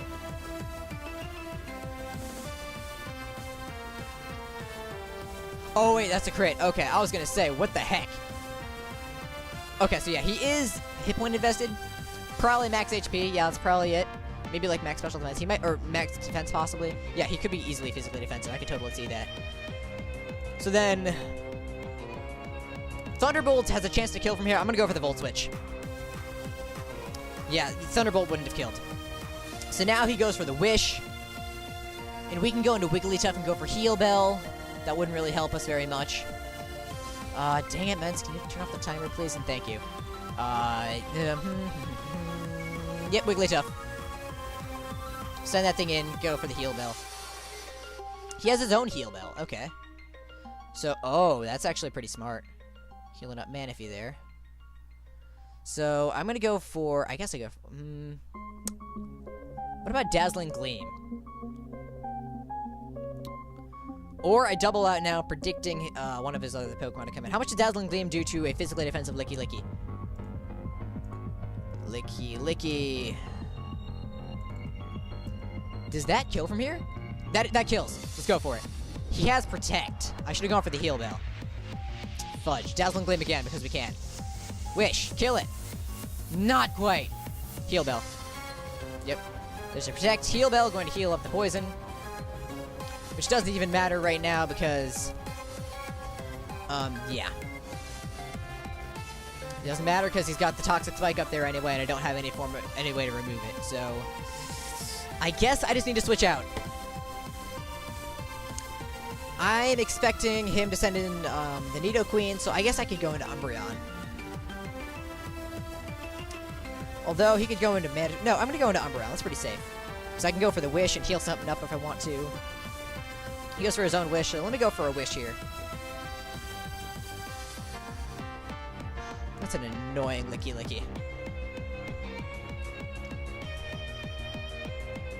To be fair, though, Umbreon's probably equally annoying, but my entire team is poisoned, essentially.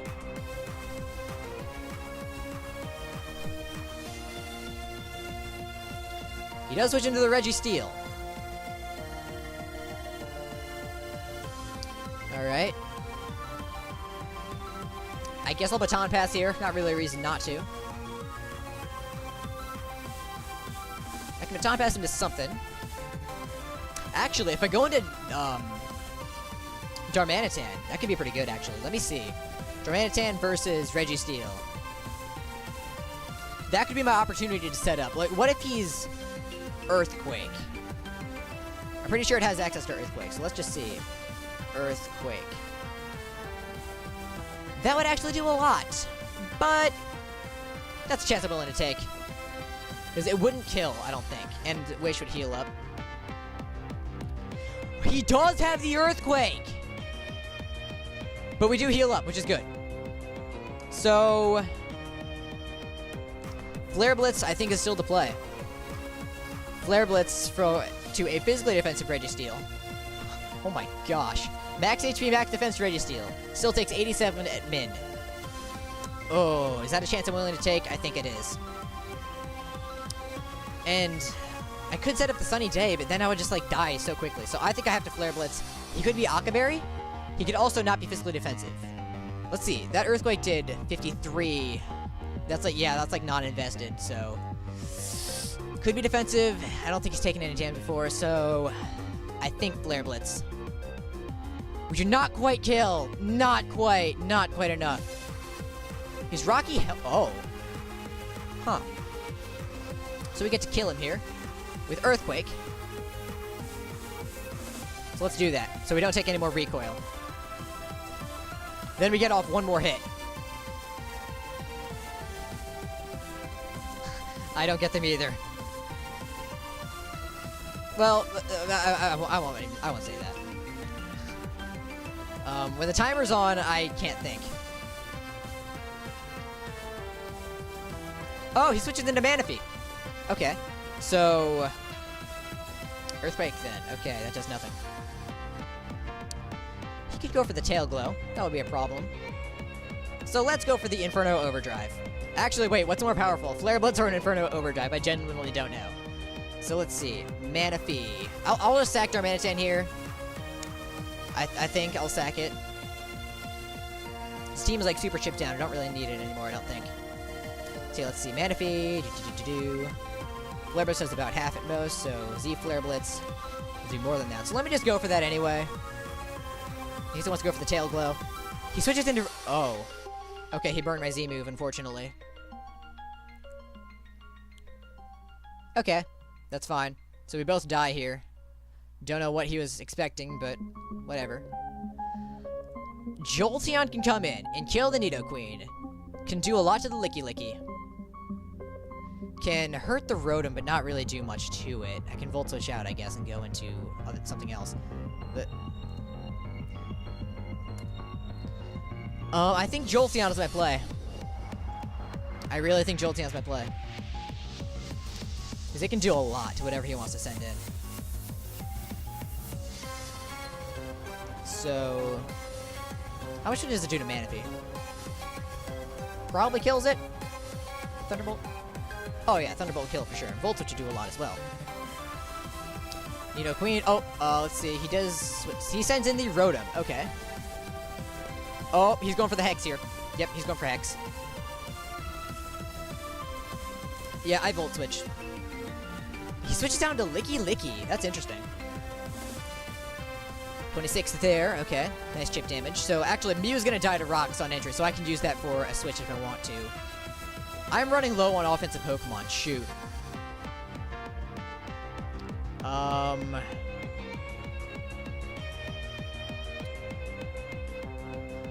Oh, jeez. This is actually bad. We're in a bad spot. Because he has the hazards up, and I didn't bring Blastoise, like an idiot. I think Wigglytuff is my play. No. Umbreon, so I can heal some stuff. So let me just go for the Wish. Yeah, Wish is definitely my play here. No doubt in my mind. That's my play. Well, I don't even know what my play is because the timer's on and I can't think. Thought we already discussed the timer being on and stuff.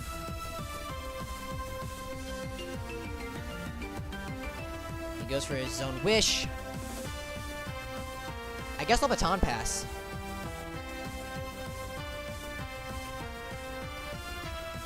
Or I can just heal up, because I could use the HP. I need to heal up Lantern, though, so... I'm gonna Baton Pass. He stays in. Let's go for the Lantern, then. He shouldn't be able to kill us here with Body Slam, I don't think. Goes for the Body Slam. Oh! We get healed first, right? Good. We get healed first. Then we take extra damage there, and we're back to where we started.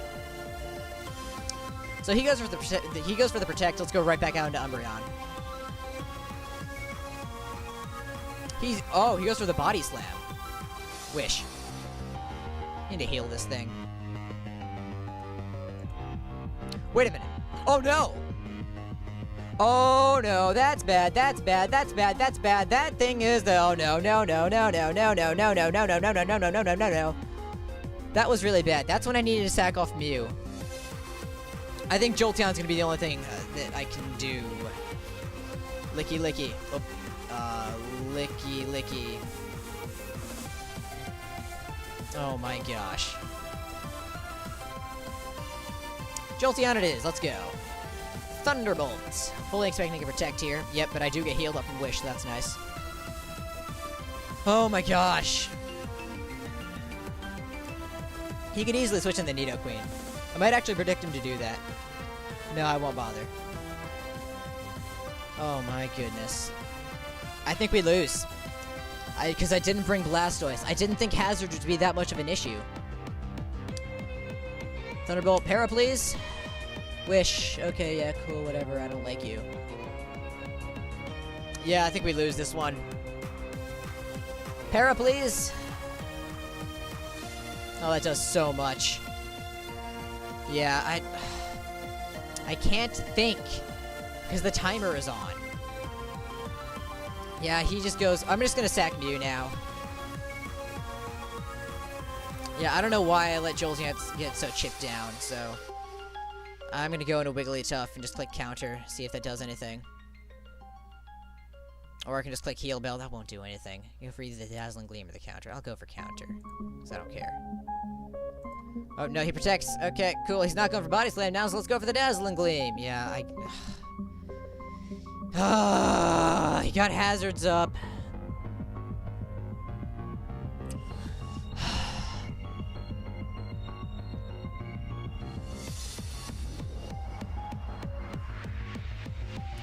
I'm done.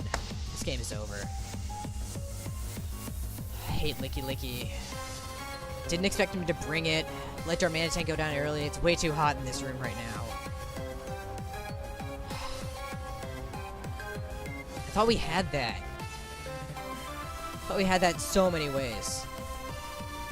It's because we sacked, like, everything that does damage. Okay, the Nidoqueen isn't even dead. He gets healed up. I just want to forfeit. Yay, Earth Power. Woohoo. Fine. HP Ice. I don't even care. I don't care anymore. Woohoo. Yay, Pokemon is fun. Just like Licky Licky. I should have predicted that switch, but I don't care. I don't care about anything anymore if you can't tell. Let me just go for the Scald, because that's a move that exists in Pokemon. Woohoo!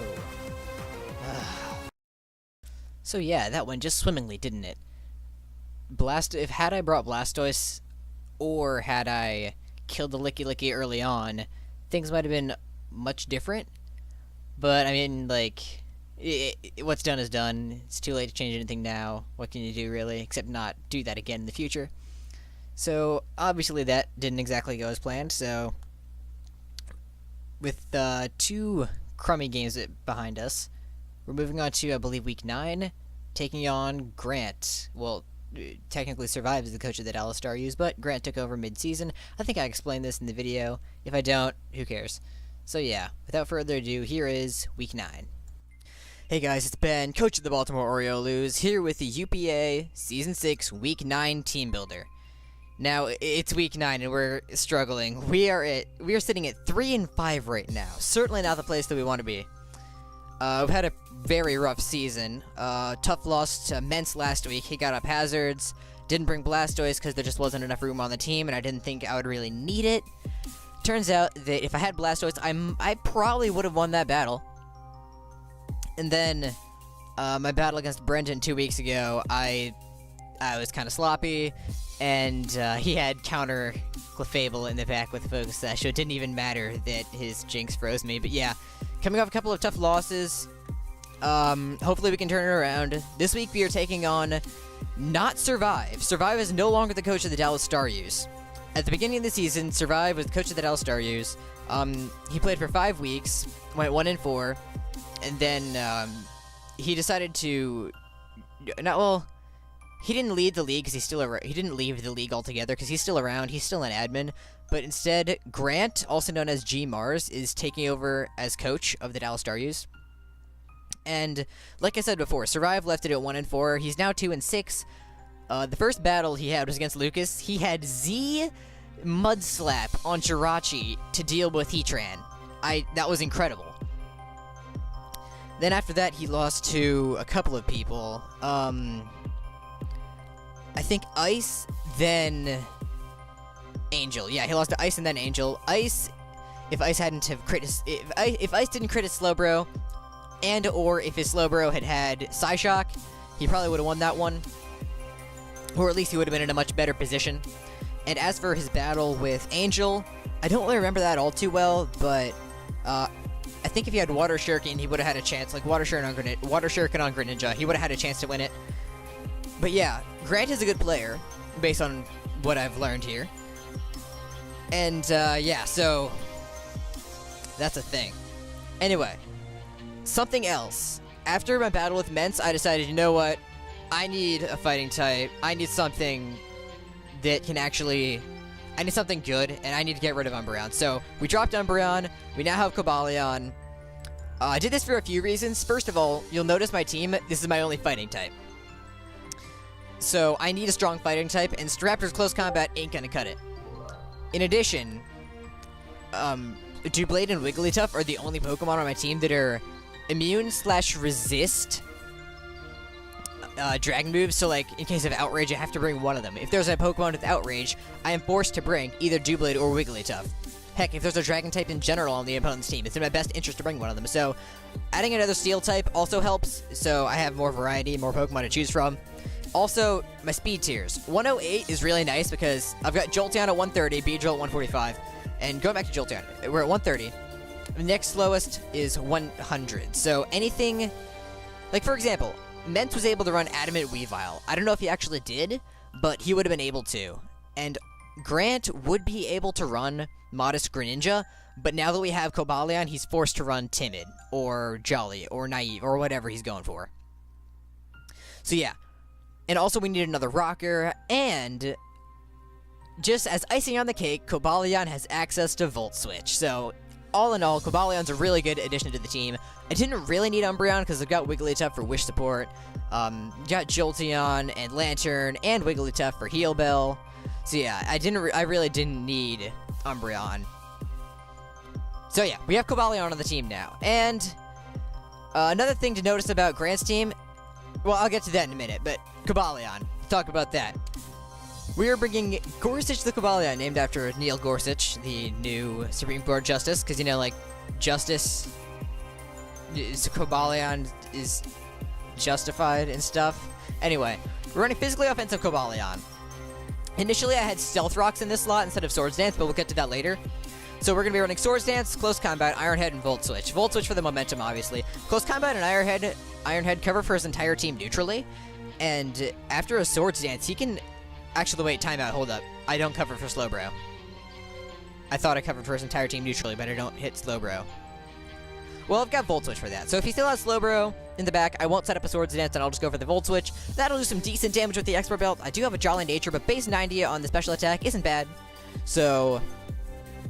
yeah, Volt Switch ought to do a decent damage to this Slowbro. But also, you'll notice Grant Grant has 3 water types, and I have 3 electric types. So we are in for a fun battle. And he really does not have a great matchup against me. But again, we'll get more into that later. Next up, we've got Blastoise. I am not making the same mistake that I made last week and not bringing a spinner. Definitely bringing this thing. Rapid Spin, Scald, Ice Beam, and Toxic. I was debating whether to add something like Dark Pulse or Aura Sphere to the moveset in addition. Well, like, not really in addition, but like instead of Ice Beam and or Toxic. But I realized that Aura Sphere and Dark Pulse, they would cover for certain Pokemon really well. But then other Pokemon would like take nothing from Blastoise, and it would just essentially be setup fodder. So, Ice Beam and Toxic, I put there as my last moves because, like, it's better to cover every Pokemon not that well than to cover certain Pokemon well and then not cover other Pokemon at all. Guys, had I run an Aura Sphere on Blastoise, I literally would have won the game. You'll see what I'm talking about later. So that's what we're doing. We're also running physically defensive because, what was it? I was calculating. Oh yeah, I need an Aerodactyl switch in, and Blastoise is probably my best bet. Because, like, I don't have anything else on my team that can take a Stone Edge or an Earthquake. Oh, I have other things that can take those, but I don't want to risk switching in and then him going for something like, Ice Fang or something else, some other move that would kill me. So yeah, Blastoise is going to be basically my dedicated switch into Aerodactyl. And also my spinner and stuff, so yeah, that's cool. Wigglytuff's up next. Since I don't have Umbreon, Wigglytuff's gonna be my only Wish Passer.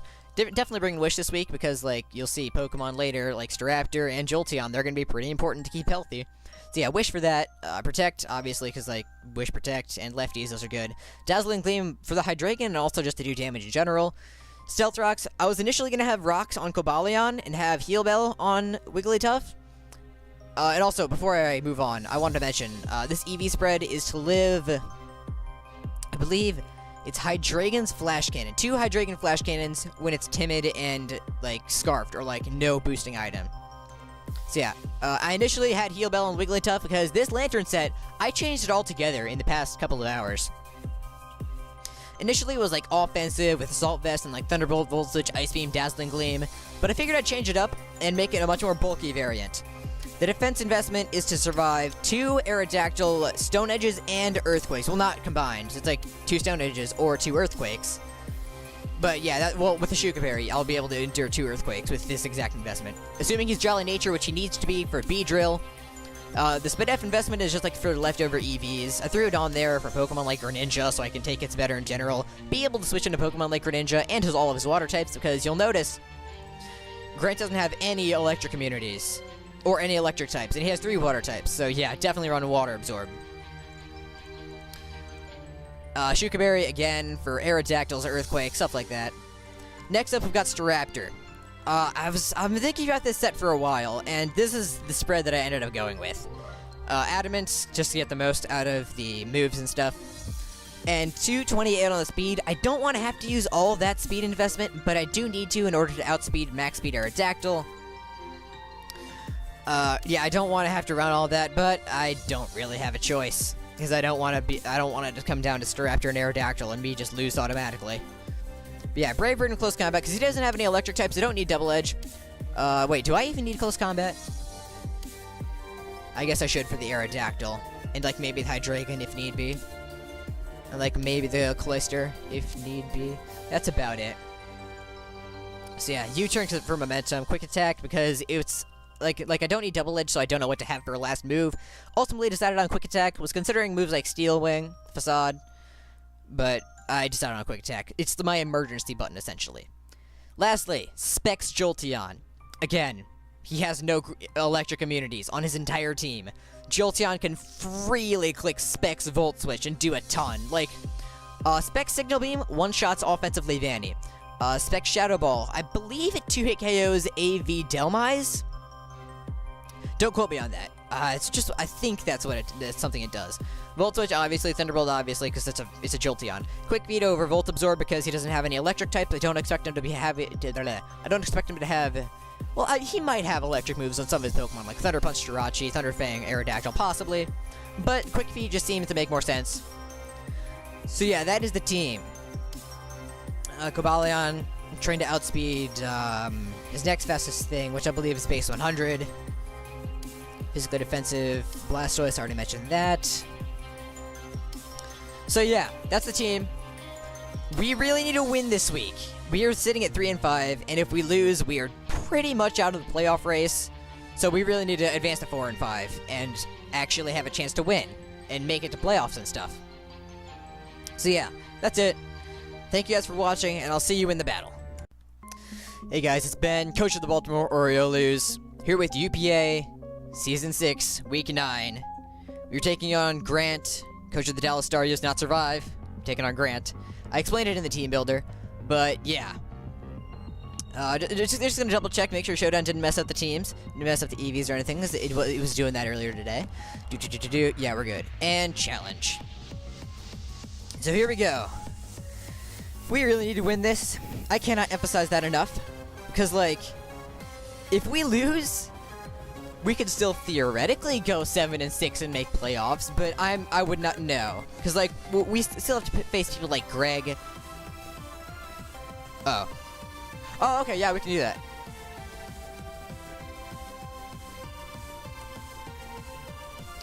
Yeah, I forgot that we could do OU because his Mega is also his Mega is Aerodactyl, so let's try that. Okay, there we go.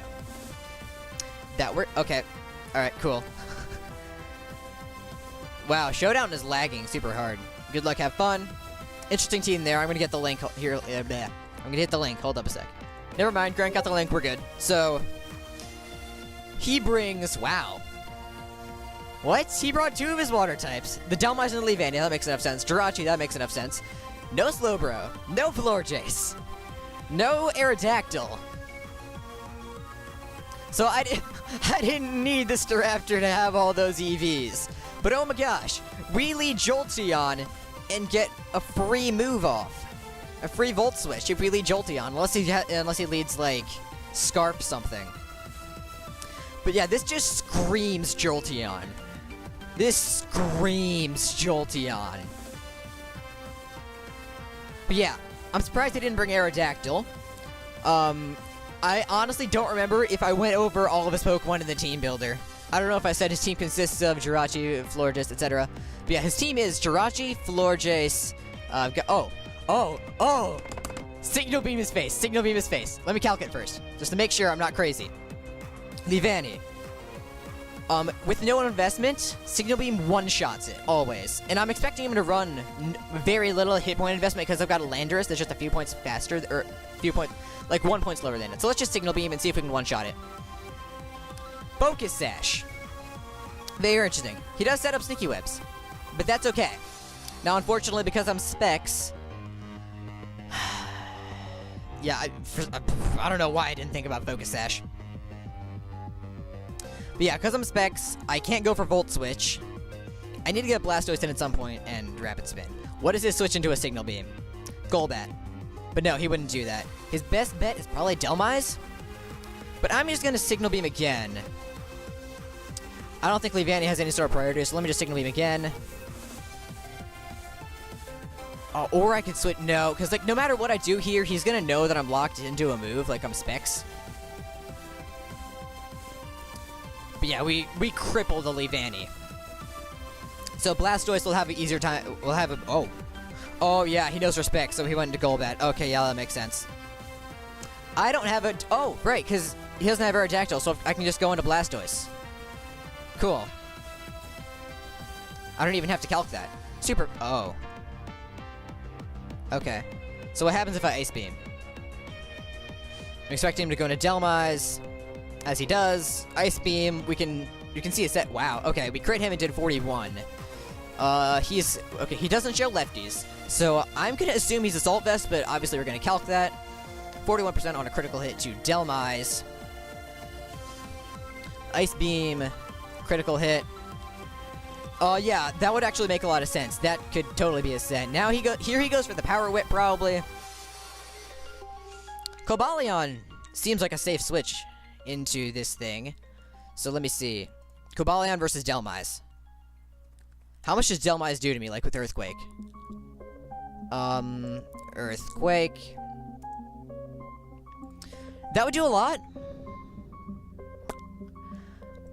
But honestly, I'm okay with that. How much do I do with Iron Head? Like 29. Yeah, that would.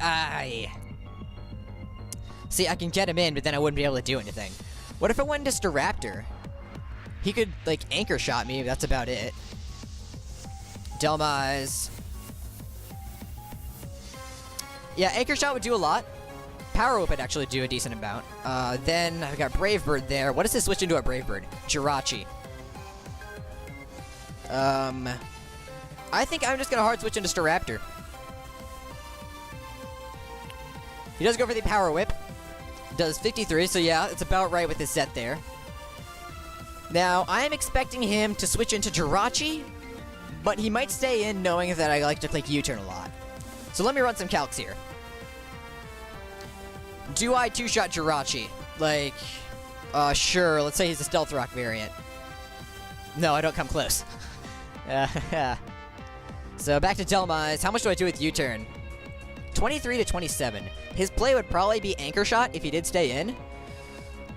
So that would give me... No, that would not be a safe switch.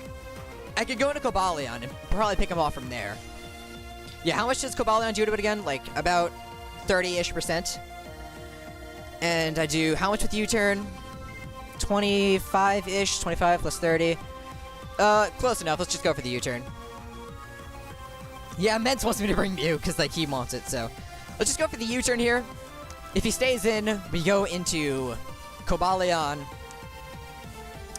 But if he doesn't, then cool, we get a free switch. Yeah, I think this is too early for him to risk Delmise going down, so I'm definitely expecting him to switch. But U-turn is that best play regardless. He does switch into Leavanny. Gonna sack that. That gives me a free switch into whatever I want. If I go into Blastoise, he's going to go into Delmise. If I go into Lantern, he's going to go into Delmise. If I go into Wigglytuff, he's going to go into Golbat. If I go into Jolteon, oh, the lower the speed would be bad. So I definitely need to spin later, so I need to keep it alive. Why did you send a random Blink? Survive. Not gonna even question that. Cobalion. Cobalion actually seems pretty safe. So yeah, let me go into that. The speed drops, that's whatever, I don't care. But yeah, Cobalion is my best play. Then I can switch out if I need to. Like, if he sends in Greninja, I can go into Lantern. I definitely don't want to go into Blastoise yet, because I am not risking that thing at all. I am waiting for Blastoise to get in safely before I switch it in. Like, I need to get rid of the Delmise first, then we'll be good. Yeah, Cobalion on the field. I have a Discord notification. I'm gonna see what that is. Okay, that was Adam, the Bee's Knees. It's for a GOT thing. But yeah, okay. Yeah, I actually killed something with U-turn. That's awesome. So let's see. Jirachi. He could do anything to me. I'm fully expecting Jirachi to be able to one-shot me. Hold up a sec. Okay. Should probably run some calcs. Well, I'm just gonna see what Jirachi gets first. Not even close with this team. Holy poop. Let's just see. Jirachi. Cobalion is weak to fighting, ground, and fire. So, fighting. One of those moves. Ground, Mud Slap. Fire. Fire Punch. I'm half expecting him to just go for Z Mud Slap, because he did that once before. He said he was bringing the memes. But what is my best switch in to something like a fire move? Like, what can Jirachi do to me? Jirachi. Let's assume it's Scarfed. Fire Punch, let's just say it's a Z move. That wouldn't kill me. How about Mud Slap? It doesn't even show up. Of course it doesn't. How about Earth Power? And then, like, make it 20 base power. And the Z move of that. No, not a crit. A Z move. That might actually kill me. But yeah, I am in a pickle. Because I need to switch out Gregulator. There's no telling what his Jirachi could be packing. And I can't one-shot it anyway. Volt Switch doesn't seem safe, but it would be a slow Volt Switch. So, actually, maybe I should just Volt Switch. Get a free switch into something, see what he wants to go for. Because, like, or I could just go into Lantern. But no, because if he does have Z-Muts left, then, well, I've got the Shuka so it wouldn't even matter. Let me look at that. So, Lantern against Jirachi. I'm not even going to bother looking at this set or whatever. So, we'll look at Earth Power again. And then, like, lower the base power to 20 or whatever Mud Slap's base power is. And then let's say he's bold. Just, like, so he has special attack investment, then Earth Power with the Z move. I wouldn't do anything to Lantern. Maybe I just go Lantern here. Yeah, let's just do that. See what he goes for. He goes for the Zen Headbutt. That would have done nothing to, my other thing, so...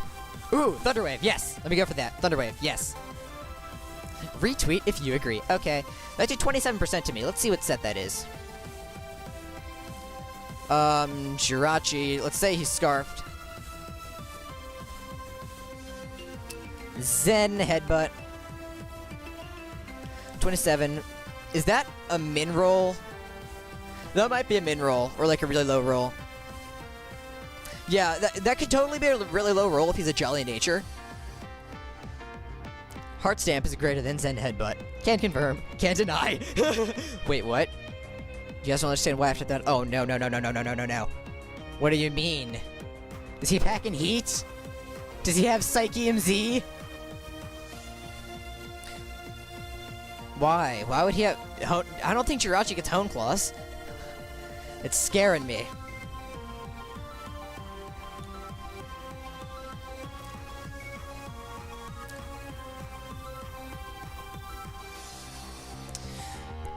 He does have Mud Slap! That's amazing! So the Shuka is for absolutely nothing. But who cares? He actually ran Mud Slap! That's incredible!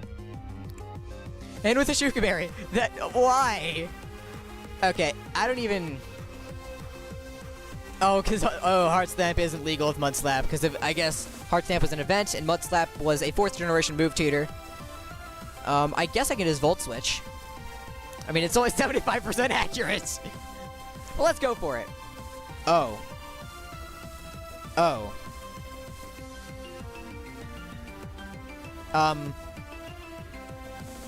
What do I do?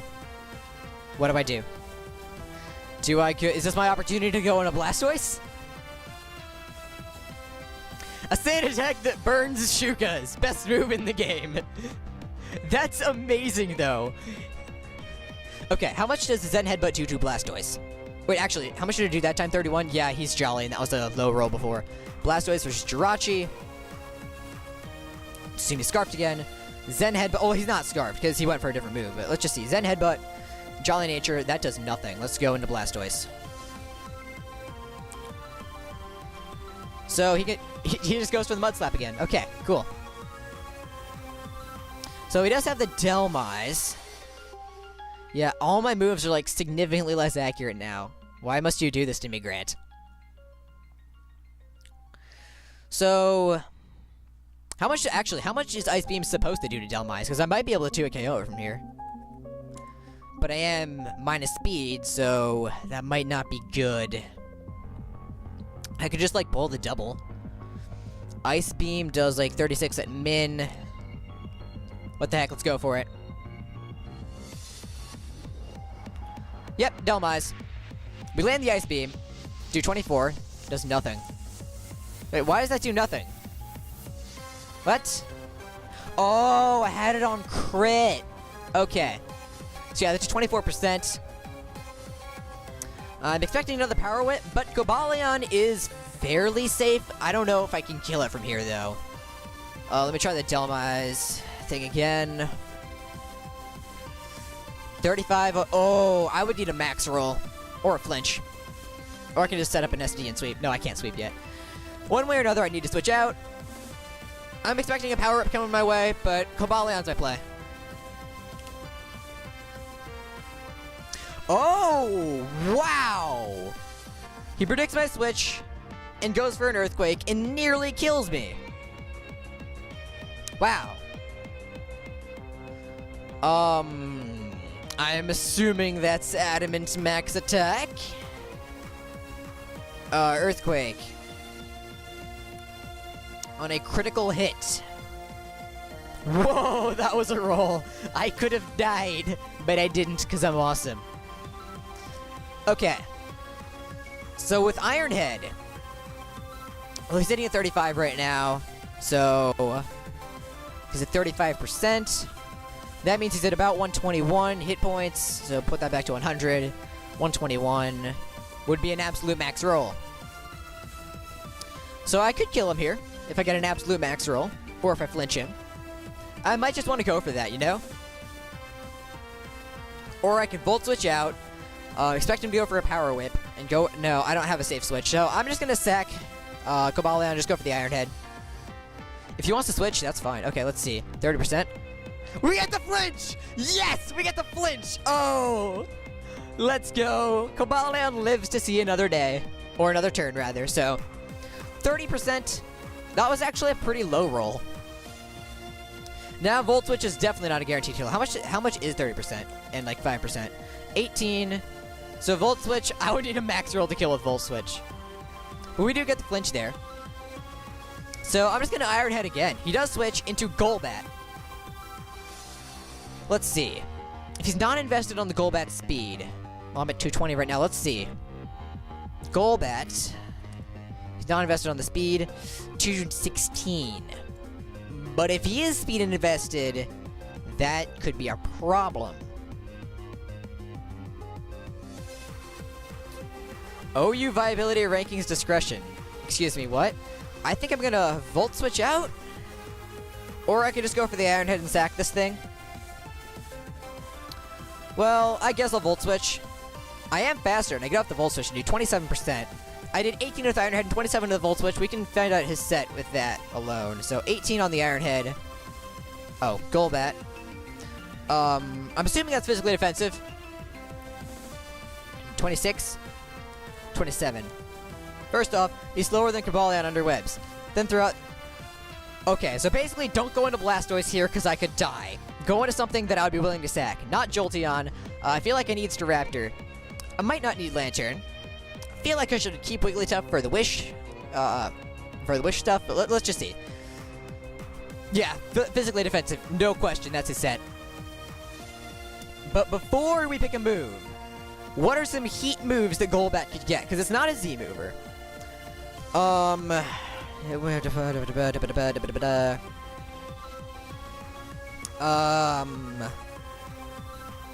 are some crazy moves? I don't know. Sunny Day? Hypnosis? Mean Look? Endure? No, he would have used that. Tailwind? No. Shadow Ball, Pursuit, Nasty Plot, Giga Drain, Haze. I have no idea what he could be going for here. Maybe I should just go Lantern. Because I expect to be able to take whatever move he goes for. And I don't really need... I could... Lantern still has some usefulness, so I guess I'll keep it around. Like, it's a pretty good Greninja switch-in still. Although, he can just really go for a Dark Pulse pretty much, but... I don't want to go... Well... Yeah, let's go Lantern. Let's see what he goes for. Thief! Oh! Yes! Yes! Yes!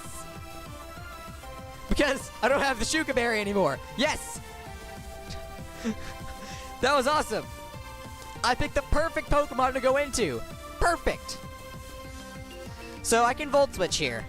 Would I kill this thing with Volt Switch, actually? Didn't get the Justifies boost. No, didn't ya? That's awesome. I love this. This is the greatest thing ever. So Golbat. He's physically defensive. Volt Switch does not kill him from here. I can Thunder Wave him, though. I guess I'll go for the Thunder Wave. Or I can just Volt Switch. But no, I don't really have Safe Switch. I'll go for the T-Wave first. Just mess with him. Oh. Oh, he does go for the Roost. So, Thunder Wave, go to miss, obviously. I will say, though, I do seem to miss a lot of Thunder Waves. I'm going to Volt Switch now. So I'm expecting him to either switch into Jirachi or... Oh. Okay. Cool. So now we can go into Blastoise, get off a free Ice Beam. Or just like... Well, how much does Blastoise's Ice Beam do? Golbat. Fizz Def. It does nothing. So let's go into Blastoise and just go for the Rapid Spin. Honestly. Because, like, he's going to expect me to Ice Beam. And I don't know if... Alright, so he's Super Fang, Thief, Roost, and Toxic. I'm expecting him to go for, like, a Super Fang or a Toxic here, but... I don't know if I'm going to be faster or slower than Delmise. I'm at 128 right now. Delmise, the no speed. Oh, I will be faster than it. So this is a free Rapid Spin. If he wants to switch, that's fine. I'll be able to be faster and be able to connect the spin. Unless he specifically... No. He would not have specifically done that EV spread. He built this team pretty quickly, if I remember correctly. Like, an hour ago, he didn't have this team. Yeah, we do get off the Rapid Spin here. Excellent. We remove that thing. And now I can go into Lantern. He can't do anything to me. I get off the Heal Bell, then I get off a free Volt Switch. So yes, we do remove the Sticky Webs, and we are in pretty good shape at this point. So yeah, he goes for the Roost. We go for the Heal Bell. He's going to go into Delmise. Poison's going to be cured. I legitimately don't know if he misclicked just then or not. Yeah, Heal Bell. Okay, so I'm also expecting to be faster here, so Volt Switch will probably kill. Well, the game's not over yet, dude. Delmise. Yeah, Volt Switch ought to kill from here. Hey, yay, Lantern gets a kill. So now Jolter comes in and cleans up. Probably. Let me just go into Jolteon here, because, like, Greninja is the only thing he can send in that would want to, like, have a move that could hurt me. Yeah, I do get a kill with Volt Switch as well. I can try for the 6-0 here to get a good differential. Yeah, he's saying the game's over. I don't think it... Well, I think I'm in good shape, but I don't think the game's, like, necessarily over. He can go into Cloyster, get up a couple Shell Smashes, and boom. Okay. So yeah, whatever he goes into, this is a free Volt Switch. This is, like, so free. I will be ready to pull up a Calc. Like, how much do I do to Jirachi? He's not Scarfed, but I'm assuming that's his EV spread. Shadow Ball actually does not one-shot him. I would get off a free Volt Switch, then go into something like... I don't know. Blastoise. Because it's a Pokemon that I have that exists. Okay, there's Jirachi. I could go for the Shadow Ball, but I could also not. So I'm going to Volt Switch. And I'm expecting him to go for the Mud Slap. 46, that does a lot. So just going to make sure that that's about right. So now I can go into Blastoise and just go for Scald a bunch of times. Or I can go into Staraptor and click Close Combat. How much does that do? Jirachi. That doesn't do enough. Then I can just, like, Volt Switch, or I can U-turn right back out into Jolteon. But I think I'm gonna go into Blastoise here. Because I want to... Yeah, Mud Slap, okay. I want to preserve that 6-0. Yeah, this would be his opportunity to go into something like, something else. I might just double out here into Lantern. I might just double out. But I really don't have a reason to. If he goes into Greninja or the Cloyster, actually, he would just go for Dark Pulse, but I could sack Lantern. But I'm getting chip damage where I need it, so I'm just going to Scald, see what happens. He stays in, takes 25% from that. He gets full parried. I do get a little bit more lefty sustain, so let's go for Scald. I missed, of course. And this is why Mud Slap exists. Scald again, miss again. Okay. He gets full parried. Scald again. This is amazing. I missed again! I just missed 3 times in a row! That's awesome! Scald. 4 times in a row.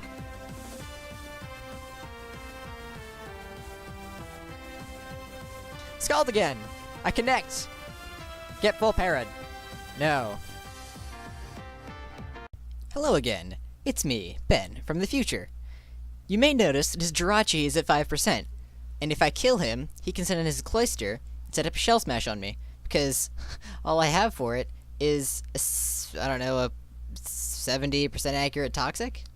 Over just a bunch of moves that have terrible accuracy, that aren't consistent at all, so he can set up a free Shell Smash and sweep through my entire team. If I was smart, I would have seen that, and I would have switched out into Jolteon, gone for Thunderbolt, finished off the Jirachi, one-shot pretty much the rest of his team, because Specs Jolteon is really powerful. But I'm not smart, so I didn't notice that. And the result, it's not pretty. Just, like, see for yourself. I guess we Scald again here. I missed again. Okay. Wait, what? Sub-Zero. I actually lived that on 1. This is beautiful. So, I guess we Scald again here. Cool, we killed it. Good job, Blastoise. Cloister. Oh. Oh, right, this is a Pokemon that exists. Let me go into Lantern, because it can handle things probably better. Shell Smash, yep. And Confuse Ray. I wonder if he has only water moves. But yeah, he's gonna be faster here. I could Volt Switch and probably just one-shot him. What? Why are they saying, oh, Ben? Let's see. I'm a little bit scared right now. Let me Volt Switch. Just a teensy bit scared. I do have Scarf Staraptor in the back, which might still be able to outspeed and do a lot. Icicle Spear. Okay, Lantern dies. So that did 8% with each hit. Scarf Staraptor is probably going to be the only thing. I'm scared. Wigglytuff? I'm so scared right now. Luckily, I'm trained to outspeed that Aerodactyl. Those speed EVs could save my butt right here. Gonna check a calculator to see. Cloister. I'm not expecting him to be speed invested, but let's say that he is. 239 times 2 equals 478. And Staraptor... is it 293 times 1.5? 439. So he would be faster than me if he's max speed. But if he's not max speed, I would be faster than him and probably be able to one-shot him. Let's be real, I'd miss.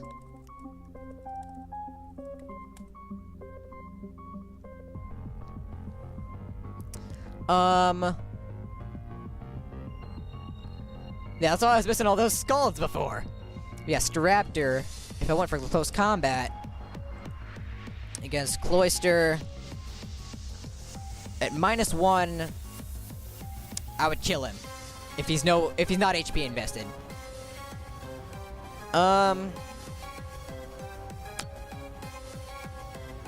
Let's see. He did 8.8% with Icicle Spear. Wait, that's the wrong calc. Where's Lantern? Where's Lantern? Where's Lantern? There we go. Icicle Spear, 8.8% with every hit. Let's go to 2 hits. That would do like 16%. What? Oh, right, +2. Like I said, I'm a little bit scared right now. If he has Ice Shard, we might actually lose. Let's see, +2 Ice Shard against Staraptor. Ice Shard.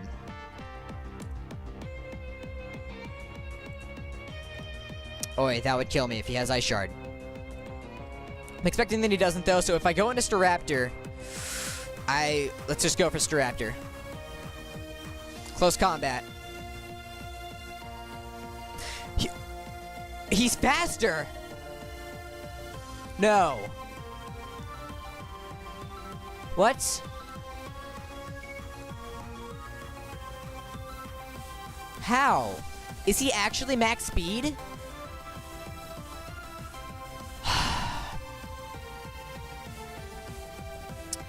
No.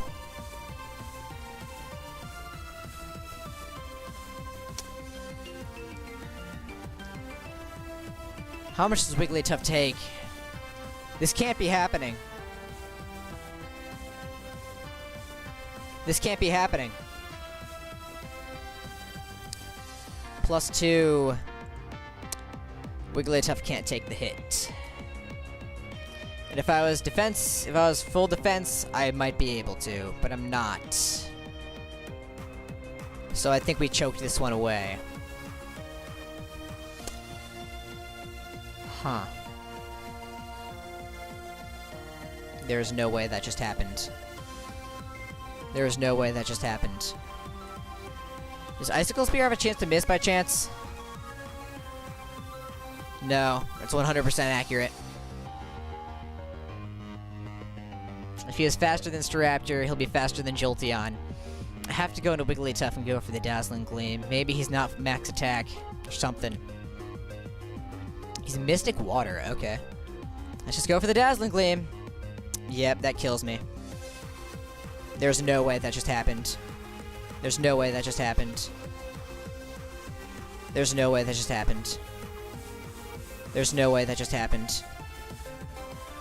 There's no way that just happened. There's no way that just happened. There's no way that just happened. There's no way that just happened. There's no way that just happened.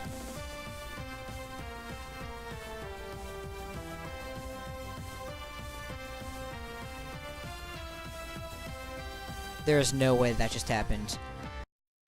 Okay, that's not really where the recording ends, but I figured I'd cut out the rest, because it's basically just me screaming at myself for not bringing Aura Sphere on Blastoise, which I could have used to hit the Cloyster, could have sent in Jolteon afterwards, and gotten a 6-0, but instead I kinda got reverse swept.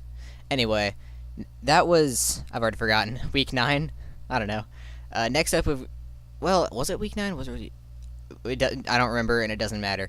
But next up, we've got my battle against Greg and the Los Angeles Clefable. Now, this one wasn't as bad as the others, to put it simply. But obviously, as I said at the very beginning, I still lost, so regardless, here is UPA Season 6, week, I don't know, is it week 9? Week 10? I honestly don't remember. Versus Greg and the Los Angeles Clefable. Hey guys, it's Ben, coach of the Baltimore Orioles, here with the UPA Season 6 Week 10 Team Builder. Oh boy, oh boy, oh boy. This is not looking good, you guys. We are sitting at 3-6 right now, up against Greg, coach of the Los Angeles Clefable, who is 6-3. Basically, if we lose this game, because there are 13 weeks in the season, if we lose this game, the best we would be able to do is 6-7, which we could still theoretically make playoffs if the right people lose at the right time. But the odds are just so low, we would pretty much be out. So we really need to win this. If we can win the next 4 games in a row, we would be sitting at 7-6, and we would have a chance to get like the 7th or 8th spot in the playoff race. That's what the goal is at this point. Okay, so yeah, like I said, we're taking on Greg, coach of the Los Angeles Clefable. His team consists of Magearna, Nihilego, Crobat, Rotom Heat, Serena, Stunfisk, Megalopunny, Garchomp, Melodic, Alolan Persian, Mesprit, and Talonflame. This team is scary. Especially because he has a Stunfisk, and Stunfisk just hard counters Volt Turn. It's a ground type, so it's immune to electric, and it has static, so I can't safely U-turn on it, otherwise I've got a 30% chance of getting parried. Also, it's super bulky and annoying, and I hate it. Same goes for Garchomp, because it has rough skin, so I can't U-turn on it safely. So yeah, this is gonna be... oh my gosh, we have a terrible matchup against Greg. I don't have a switch into Magearna. Oh my... okay, so... before we jump into my team for this week, I do want to mention, I dropped Doublade for Alakazam, then I immediately traded Alakazam to Michael for Mandibuzz. So now we have another tank. Basically, this is to replace Umbreon. Except, like, it's a better tank in my mind, because, like, Roost, it just, I mean, Umbreon also had Wish, but it couldn't really do anything, whereas Mandibuzz can do things like U-turn and stuff. Anyway, yeah. So we have Mandibuzz now. We won't be bringing it, but we do have it on the team. Yeah, we won't be bringing it against Greg. Anyway, into the team. First Pokemon we're bringing is Landorus Therian. Now, we haven't brought Lando in a while, and that's because it just hasn't had a good matchup recently, or, like, there's just been one Pokemon on somebody's team that's just destroyed it. But it has a pretty good matchup against Greg.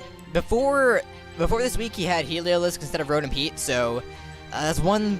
Rotom is one less thing I can Earthquake on, unfortunately, so I can't just spam it. But regardless, Lando does have a pretty good matchup overall. I can Stone Edge the Rotom, U-turn out on things that I don't want to stay in against, stuff like that. Fairly self-explanatory. Next up, we've got Lantern. This Lantern set is specifically designed to switch into Rotom Heat. Well, the EV spread is fairly, like, normal and stuff. Like, there's nothing special about it.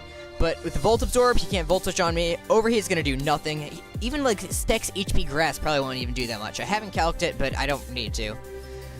Scald, Ice Beam, Volt Switch, that's really all the covered moves I need. I don't want Thunderbolt, because that wouldn't even do half to, like, Melodic, and that's the only thing I'd really be using it on.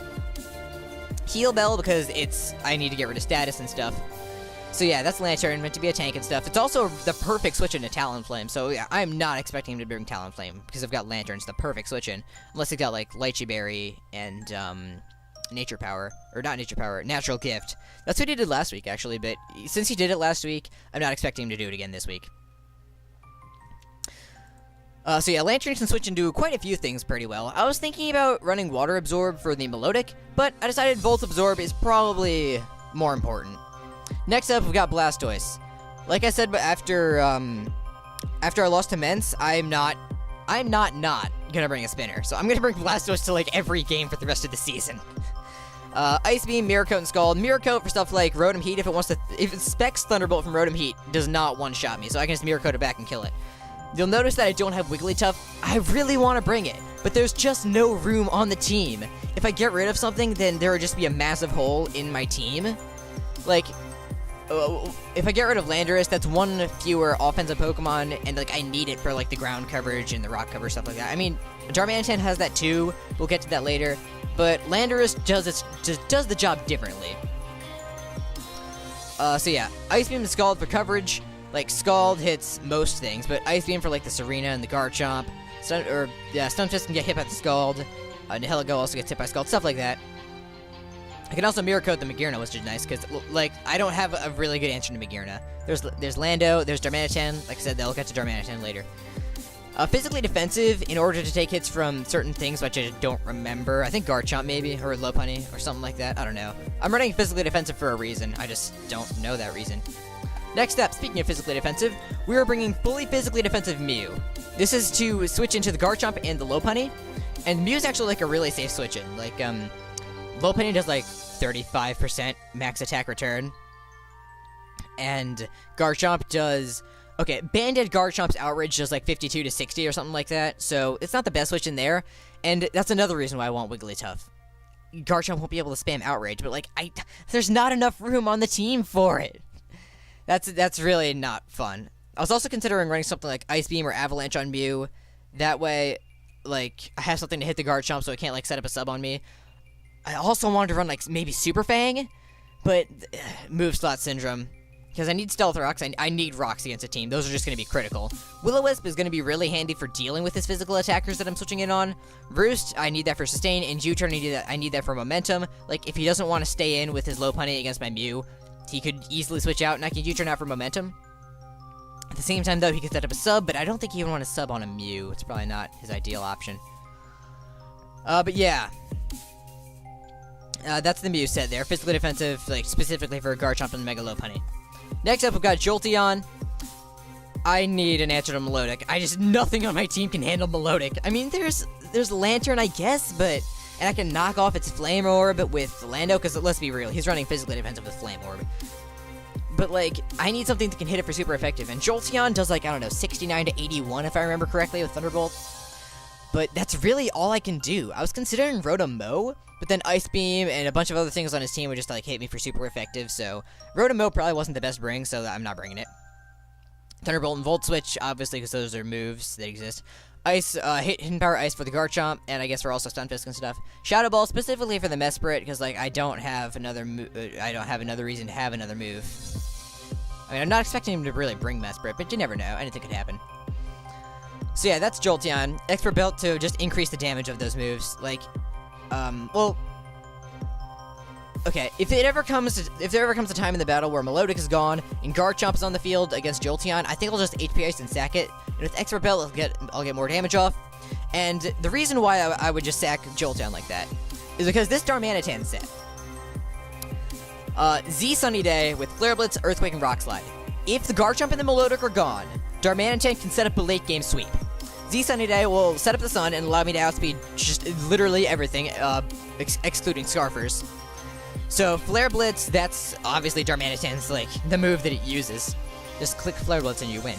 Earthquake and Rock Slide for coverage. I didn't really need Rock Slide before Rotom Heat, but he did have Talonflame as well, but like he wouldn't bring it. But yeah. Fire, Rock, and Ground do cover for his entire team, if I'm not mistaken. Well, yeah, with the Garchomp and Melodic would be standing in the way because, like, Garchomp has some natural bulk, and Melodic is probably going to be physically defensive.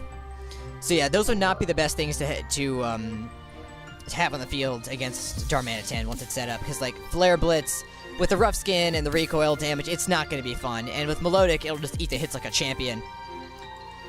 So yeah, that's the team. Greg has done really well this season, and I have not done well at all.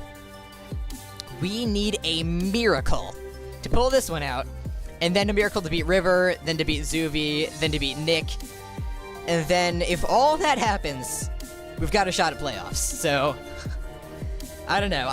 It's not looking good, but I won't give up as much as I want to. So thank you guys for watching, and see you during the battle.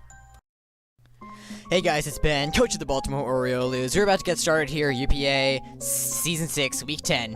Taking on Greg, coach of the Los Angeles Clefable. So yeah, let's just get right into this. We are doing this on, battle area, and not, well, it's still Showdown, but like, it's like for league stuff, and, okay, well, here we go. Now, like, have fun. Okay, I predict 5 of his Pokemon correctly. I did not expect him to bring the Heligo. Alright, let me open this. Actually, hold up. Timeout. Okay. So, yeah, we're doing this on Battle Area, not Showdown. I don't like Battle Area, but whatever. So, let's see here. Hold up. Let me open up the Team Builder and show you that, here's the team I predicted Greg to bring. What did he not bring, actually? He didn't bring Stunfisk. He didn't bring Stunfisk. Let's go! Okay, because Stunfisk was a huge threat. Okay. Thank goodness he's not bringing it. But yeah, I predicted 5 of his Pokemon correctly. Rotom Heat, Magearna, Melodic, Garchomp, and Lopunny. So yeah, this is scary. My first instinct... My first instinct is to lead a Volt Turner. So like Lando or Jolteon. How much does it... Actually, I never actually calculated this. How much does a Jolteon do to a Garchomp with HP Ice? Sure, Scarfed. Actually, that's a chance to kill. But that's not a role I'd be willing to take this early in the game, so I'm going to lead Landorus because I think it's just the best Pokemon to lead. Don't question it. Don't question my logic. No, why is everybody rooting against me? This feels like March Madness all over again.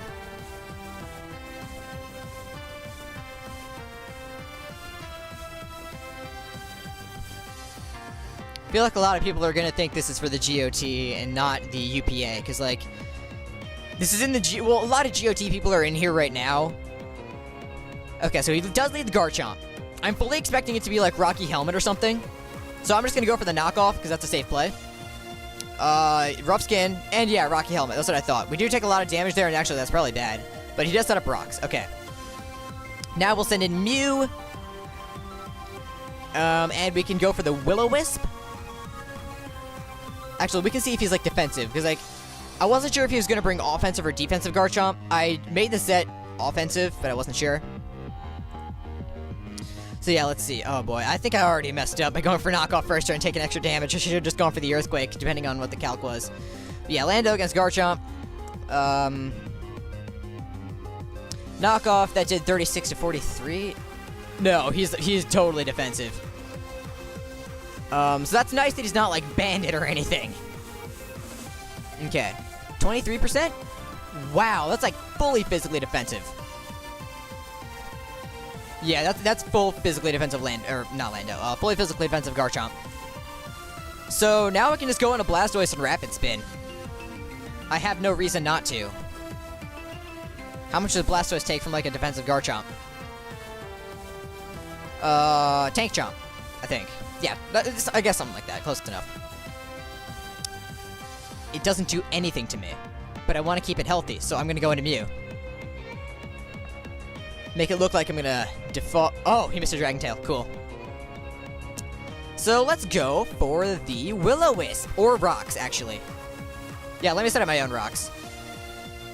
He did... Oh, nice! Good thing we didn't go for the Wisp there. That would have been bad. But yeah, he does go into the Rotom. Now we hard switch into Lantern. No reason not to. Why is it? Okay. And he's going to go for the Toxic. Wow, that's actually pretty smart. So yeah, now he's probably going to switch. Oh, I think he's going Melodic. Either that or Garchomp. Actually, I can just Heal Bell. That's a pretty safe middle ground play. So yeah, I'm going to go for the Heal Bell here. Yeah, he goes into Melodic. We are going to be slower than it, but it can't really do much to me anyway, so I'm just going to Volt Switch. It Toxics me again, but whatever, that's fine. I think I'm going to want to go into Blastoise now and just go for the Rapid Spin. Yeah, I don't really see a reason not to do that, so let's just do that. Rapid Spin. Get those rocks off the field. That's nice. So now we go right back out into Lantern. He can go Garchomp. That's fine. We've got Shukaberry, and he's defensive, so he won't be doing much. Too much Toxic.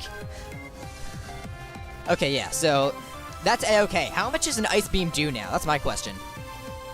Garchomp. Tank Chomp. 56 to 66, that's not enough to kill. Well, he's probably just gonna set rocks again, so I think it's pretty safe if I just go for the Ice Beam. Unless he goes back to Melodic. Or I can just go for the Heal Bell.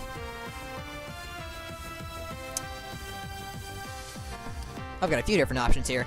Yeah, I'm not scared of the Earthquake because I'm Shukaberry, and he probably won't be able to do much to me anyway because he's not invested. Yeah, there's like 33 to 38. I'm not scared of that.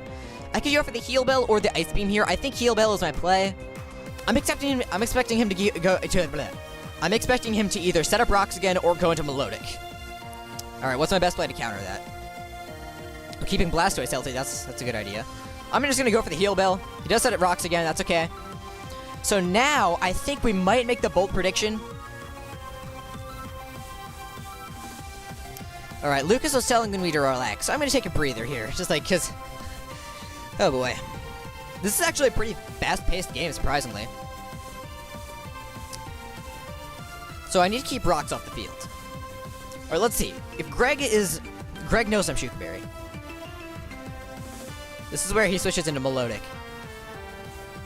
This is where we Volt Switch. Do I want to Volt Switch? Do I make this play? Or do I just double out? No, I can't. I could double out into Mew, I suppose. That might not be the worst idea. Then again, maybe not. Oh, I don't know. I want to just Volt Switch out so I can go into Jolteon, go for a pretty safe Thunderbolt. Oh, I want to Volt Switch. I want to Volt Switch so badly. Let's go for it. Wait, how am I faster? Oh, Dragon Tail. Okay. So that would have been a free Ice Beam. I didn't really think he was going to stay in, but okay. Alright, so... my play is either Earthquake or just Hard Switch. This is bad. This is bad already. Maybe I go Blastoise? How much does an Earthquake do? To Garchomp. He's not Scarfed, obviously. He's the defensive variant.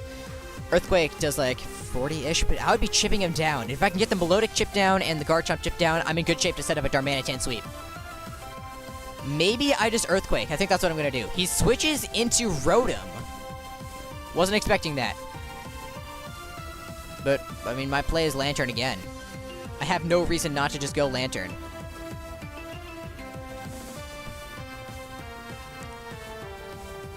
Yep, he missed the Toxic. That's excellent. So Scald is actually a pretty safe play. It's just safe in general. So let's go for that. He could go Melodic, but he would be risking me Volt Switching. He goes Melodic. He risks the potential Volt Switch. Yeah, Scald, that's a bit of chip damage there. We do get a burn. That could actually come back to haunt us big time. Because he could be Marvel Scale. Actually, wait. He's probably competitive because I have Intimidate Landorus, so... Oh, do I predict him to just hard switch? Do I predict him to hard switch and just go for the Ice Beam? Because that would be funny.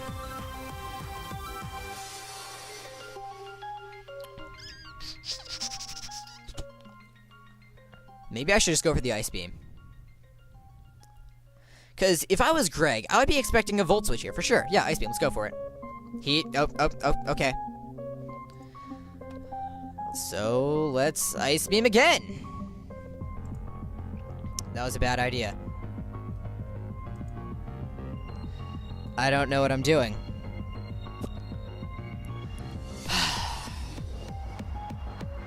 Lantern's getting chipped down.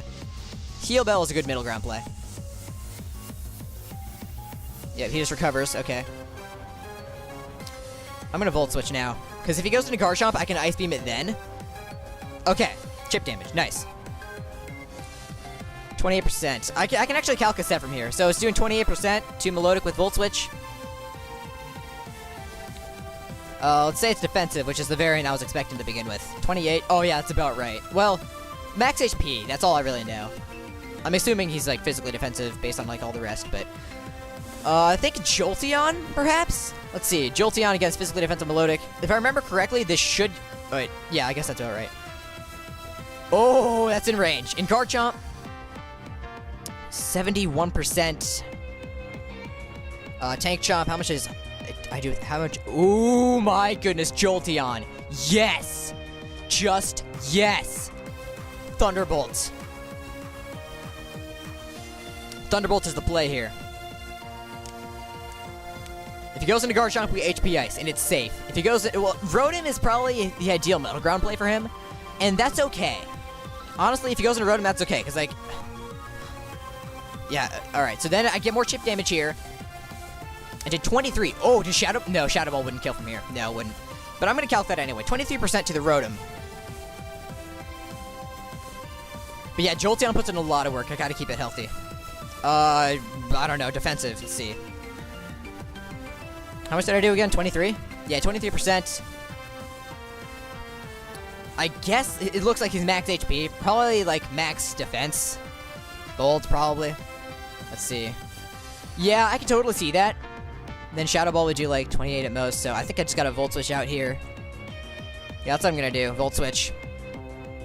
I'm expecting a Toxic or whatever, but yeah, let's just go Lantern. Or Blastoise. Either one of them. No, not Blastoise. Let's go Lantern here. And what's he gonna do? Overheat. Nice. So that gives us... Oh, wait. Oh, my gosh. Because, like, Lantern's gonna die here from Toxic. That gives me a free switch into something. How much health is Melodic at? 66. And Garchomp is at 71. Yeah, I can't set up... I cannot set up Darmanitan just yet.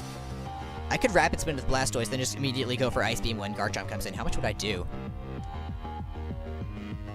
Ice Beam does... Let's say he's max HP, because that would make more sense. 61 min, that would not be enough. Yeah, not quite.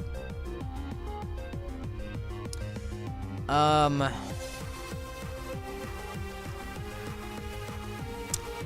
want a Rapid Spin, though.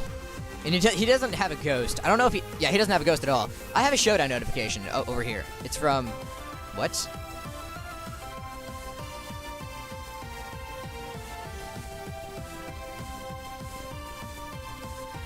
Okay, don't know what that was about. So, we have a few options. We can Rapid Spin. We can Knock Off. Knock Off is probably a bad play, actually. We could Stone it, no.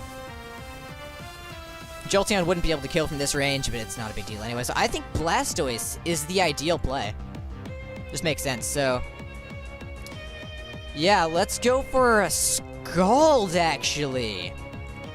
Does Scald kill Rotom? Let's say he's defensive, I guess. Oh, yeah. Oh, baby. Scald kills Rotom from here. Yep, he does go for the Toxic. That's what I was thinking. So Scald will kill him. That's good. I kill for Blastoise there.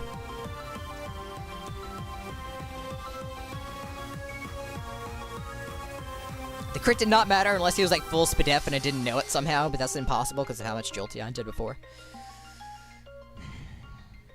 Alright. So now he sends up the Lopunny. He could sub. That could be a problem, so I'm gonna Rapid Spin. He could sub, so I'll Rapid Spin. Let's go for it. Cosmic what? Also, I just realized I've kind of been skipping through a lot of turns, so, sorry about that. So yeah, I don't know what he's planning. I have Landorus in the back, but that's the only thing that I'll have this faster than it. How much does an Earthquake from Lando do? First of all, how much does a Scald do right now? I just need to, like... oh, he was predicting my switch. Okay. Burn would be amazing. Oh, we get the burn! Let's go! Let's go, let's go, let's go, let's go. I'm expecting his last move to be like Drain Punch, maybe something else, but... I guess it's a free Scald. We can just sack Blastoise, then maybe go into Mew. No. Sack Blastoise, then I don't know. We'll Scald again. So we don't really... oh, actually, wait, hold up. He still has Garchomp. But I don't know if I'm really afraid of that thing. How much does Lando do to Lopunny with Earthquake? That's my question. Lopunny... I don't know. Sub... Earthquake, that'll do a lot. That'll probably be a 2-hit KO on this variant. So let me just Scald, sack it, then go on to do my other thing. How much is it? Crit, please? No, but that's doing a lot though. But yeah, we have Lando, so we're fine, and he doesn't even have Rotom anymore for a switch in. It's a free Scald. Baton Pass. Oh no! That's legitimately bad. Wait. Wait. What about Darmanitan? How much does the Flare Blitz do from Darmer at this point? Against Magearna. Magearna. My goodness, what is this set, Greg? Alright, let's see. I'm gonna assume max HP. And probably modest. He's at +2 defense. +2 Spadef, that doesn't really matter. That doesn't matter right now, but I'm going to put it in because I can. +1 special attack. Flare Blitz will do a lot. The Z Sunny Day, that would be a waste right now. What about Landorus? Landorus against Magearna. At +2 defenses. Earthquake would not do enough. I need a plan. Maybe... no, I need to keep Lando around. I guess I don't really need Darmanitan, but at the same time... no, he can outspeed Darmanitan. He's not going to outspeed Lando. Let's go for Lando. An Earthquake. Because that is the play here. We're going to be faster than him. Like, even max speed Scarf Magearna will not outspeed us. Shift Gear could be a problem. Unless we get, like, a crit here. Crit, please. Not quite. There is a Trick Room. Yeah, that could be bad. Could be very bad. I'll have to go into Mew after this and maybe, hopefully, try to live a hit. Or maybe play around this as best I can. So I need to keep Lando. I need... oh, jeez. Do I just lose this here? Does he one-shot everything? Maybe not. Maybe if I can switch into Mew, eat a hit, switch out into something that resists the next hit. I don't know what to do, but I need to save Landorus. That is for sure. Oh boy, and Jolteon. Jolteon is essentially my win condition. It's the only way I win. And Mew, how much do I take from a move? Okay, +1. Wow. Actually, Mew eats the hits pretty well, so I'm gonna switch into that. Wait, what? Okay. Alright, Ice Beam. We eat those hits for days. Let's go. Now, we have no choice. We have to Roost. We have to Roost. Because he could go for Fluor Cannon. That's possible. But, or Flash Cannon. I don't know if Flash Cannon kills from here. It's an interesting question. I don't know. But we're roosting here 1,000,000%. 1,000,000% roosting here. But yeah. That way we can, like, maybe live a hit. I don't know. We're essentially stalling out Trick Room at this point. But we need to time it so that I can get off a slow U-turn when there's one turn of Trick Room left. Or Mew dies. Oh. It's a Z move. Oh. That's bad. So 2 turns of Trick Room left. I guess we go Darmanitan. How much does the +2 Fluor Cannon do to Darm? +2. Okay, Thunderbolt would kill me. Fluor Cannon. Well, I mean, Thunderbolt would be a chance to kill me, but does he have Rocks up right now? I don't know. Fluor Cannon would be an Oko. Does not have Rocks up, so I think we go into Darm. Yeah, we have to go into Darm. That's our only option here. Then I guess, does Earthquake kill from here? Because I might just want to go for that instead. It doesn't necessarily, so we have to Flare Blitz, so let's just go for that. Aura Sphere. We live! Yo! We killed the Magearna! Nice! Unfortunately, Darmanitan did go down, so in retrospect, it would have been better to go for the Z-Fire move, because that way, like, wouldn't take the recoil. But live and learn. That's actually really bad now that I think about it. But we lived with the hit. That's what mattered. That's huge. But now I don't have... Oh, boy. If I go into Jolteon, he goes Garchomp. I switch into Lando. If he goes Melodic, I Thunderbolt. If he goes Nihilego, I go Lando, I think. If he goes Lopunny, I need to... Oi. I'm assuming... Will I even be faster than Lopunny? I think Jolteon's the play. Because if I go Landorus would be bad. Let's go Jolteon. Because, like, Melodic. He just sends in the Garchomp. So, we're immediately just hard switching into Lando here. I am not risking him having, like, Earthquake or anything like that this early. I mean, this isn't early in the game at all, but... We have 2 sweepers left. We are definitely not out of this at this point, unless he goes for something stupid here. Rocks, alright, that makes enough sense. But here we Earthquake. And Earthquake we shall do. Unless he goes into... Oh, fudge. 2-hit KO, please? Wait. That's 2-hit KO! Nice. Garchomp comes back in.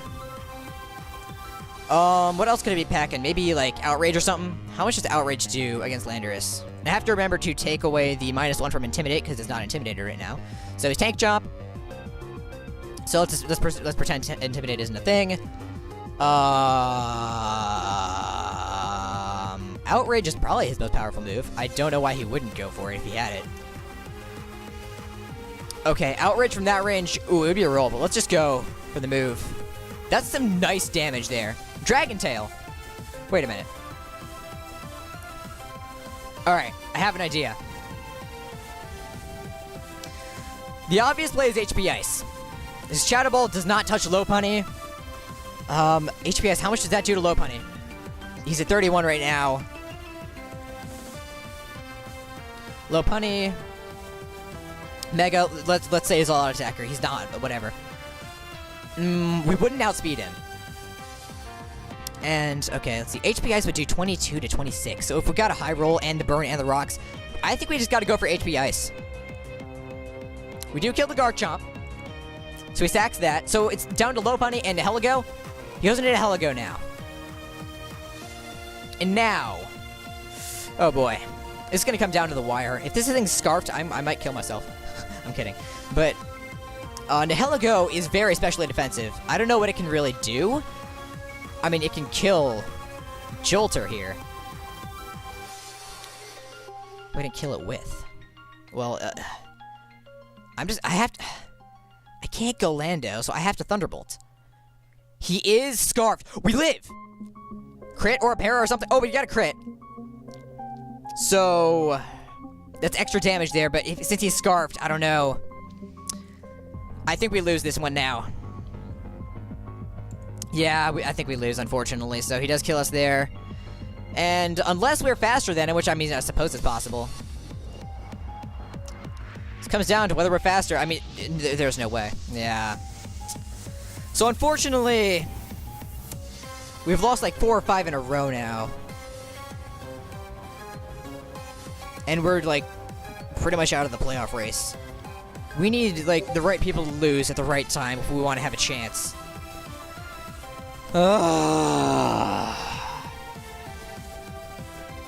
Thought I had a chance there at the end. Thought I had it. But he had a scarfed thingamajig. I didn't prepare for Nihilego at all. I thought it had a terrible matchup against me.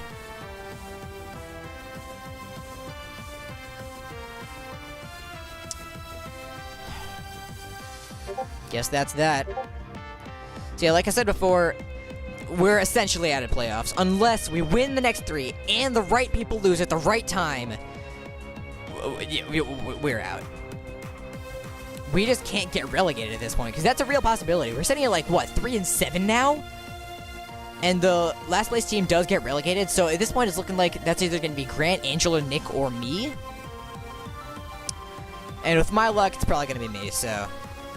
we're going to try our best in the next few games, so at least try to win 1 or 2. So thank you guys for watching. This season, this has just not been going well. The season has been a mess, an absolute disaster. So thank you guys for watching regardless, and I'll see you next time. And that concludes this ridiculously long video. Thank you guys for sticking with me. Seriously though, this video was insane. I'm not sure, I don't remember when I started editing it, but today is June 25th, and realistically, this video probably won't be going up for another couple of weeks because I'm lazy like that, and I'm skilled at the art of procrastination. But yeah. So, this video took forever to edit, because it's like, I don't know, 2 hours something long. I think it was like almost 3 hours when I started editing, but whatever. If you actually made it through this entire video, you are amazing. Unless your name is ImmortalMence, and you just wanted to watch me scream and be upset, because... like I said before, you enjoy seeing me suffer. Anyway, thank you guys for watching this insane video.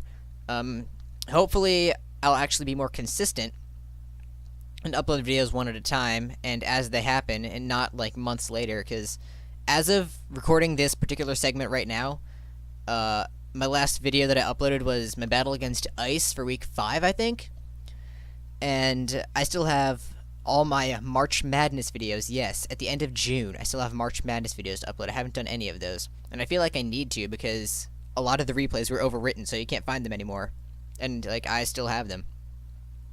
I also have all my GOT Season 2 videos to upload, and also a little secret GOT-related video that I've only told Lucas about. He's the only person who knows it exists, but I do need to upload that. And, is that it? I feel like there's more. Oh yeah, also, like I said, at the time of recording this, I have not uploaded my battle against Angel.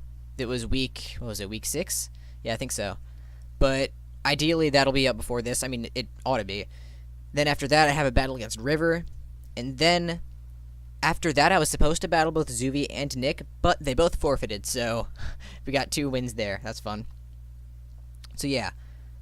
Like I said before, thank you guys for watching. If you made it through, you're awesome, unless your name is Mence. So, see you guys next time, which is ideally going to be the battle against River, which I recorded, like, over a month ago. Anyway, see ya.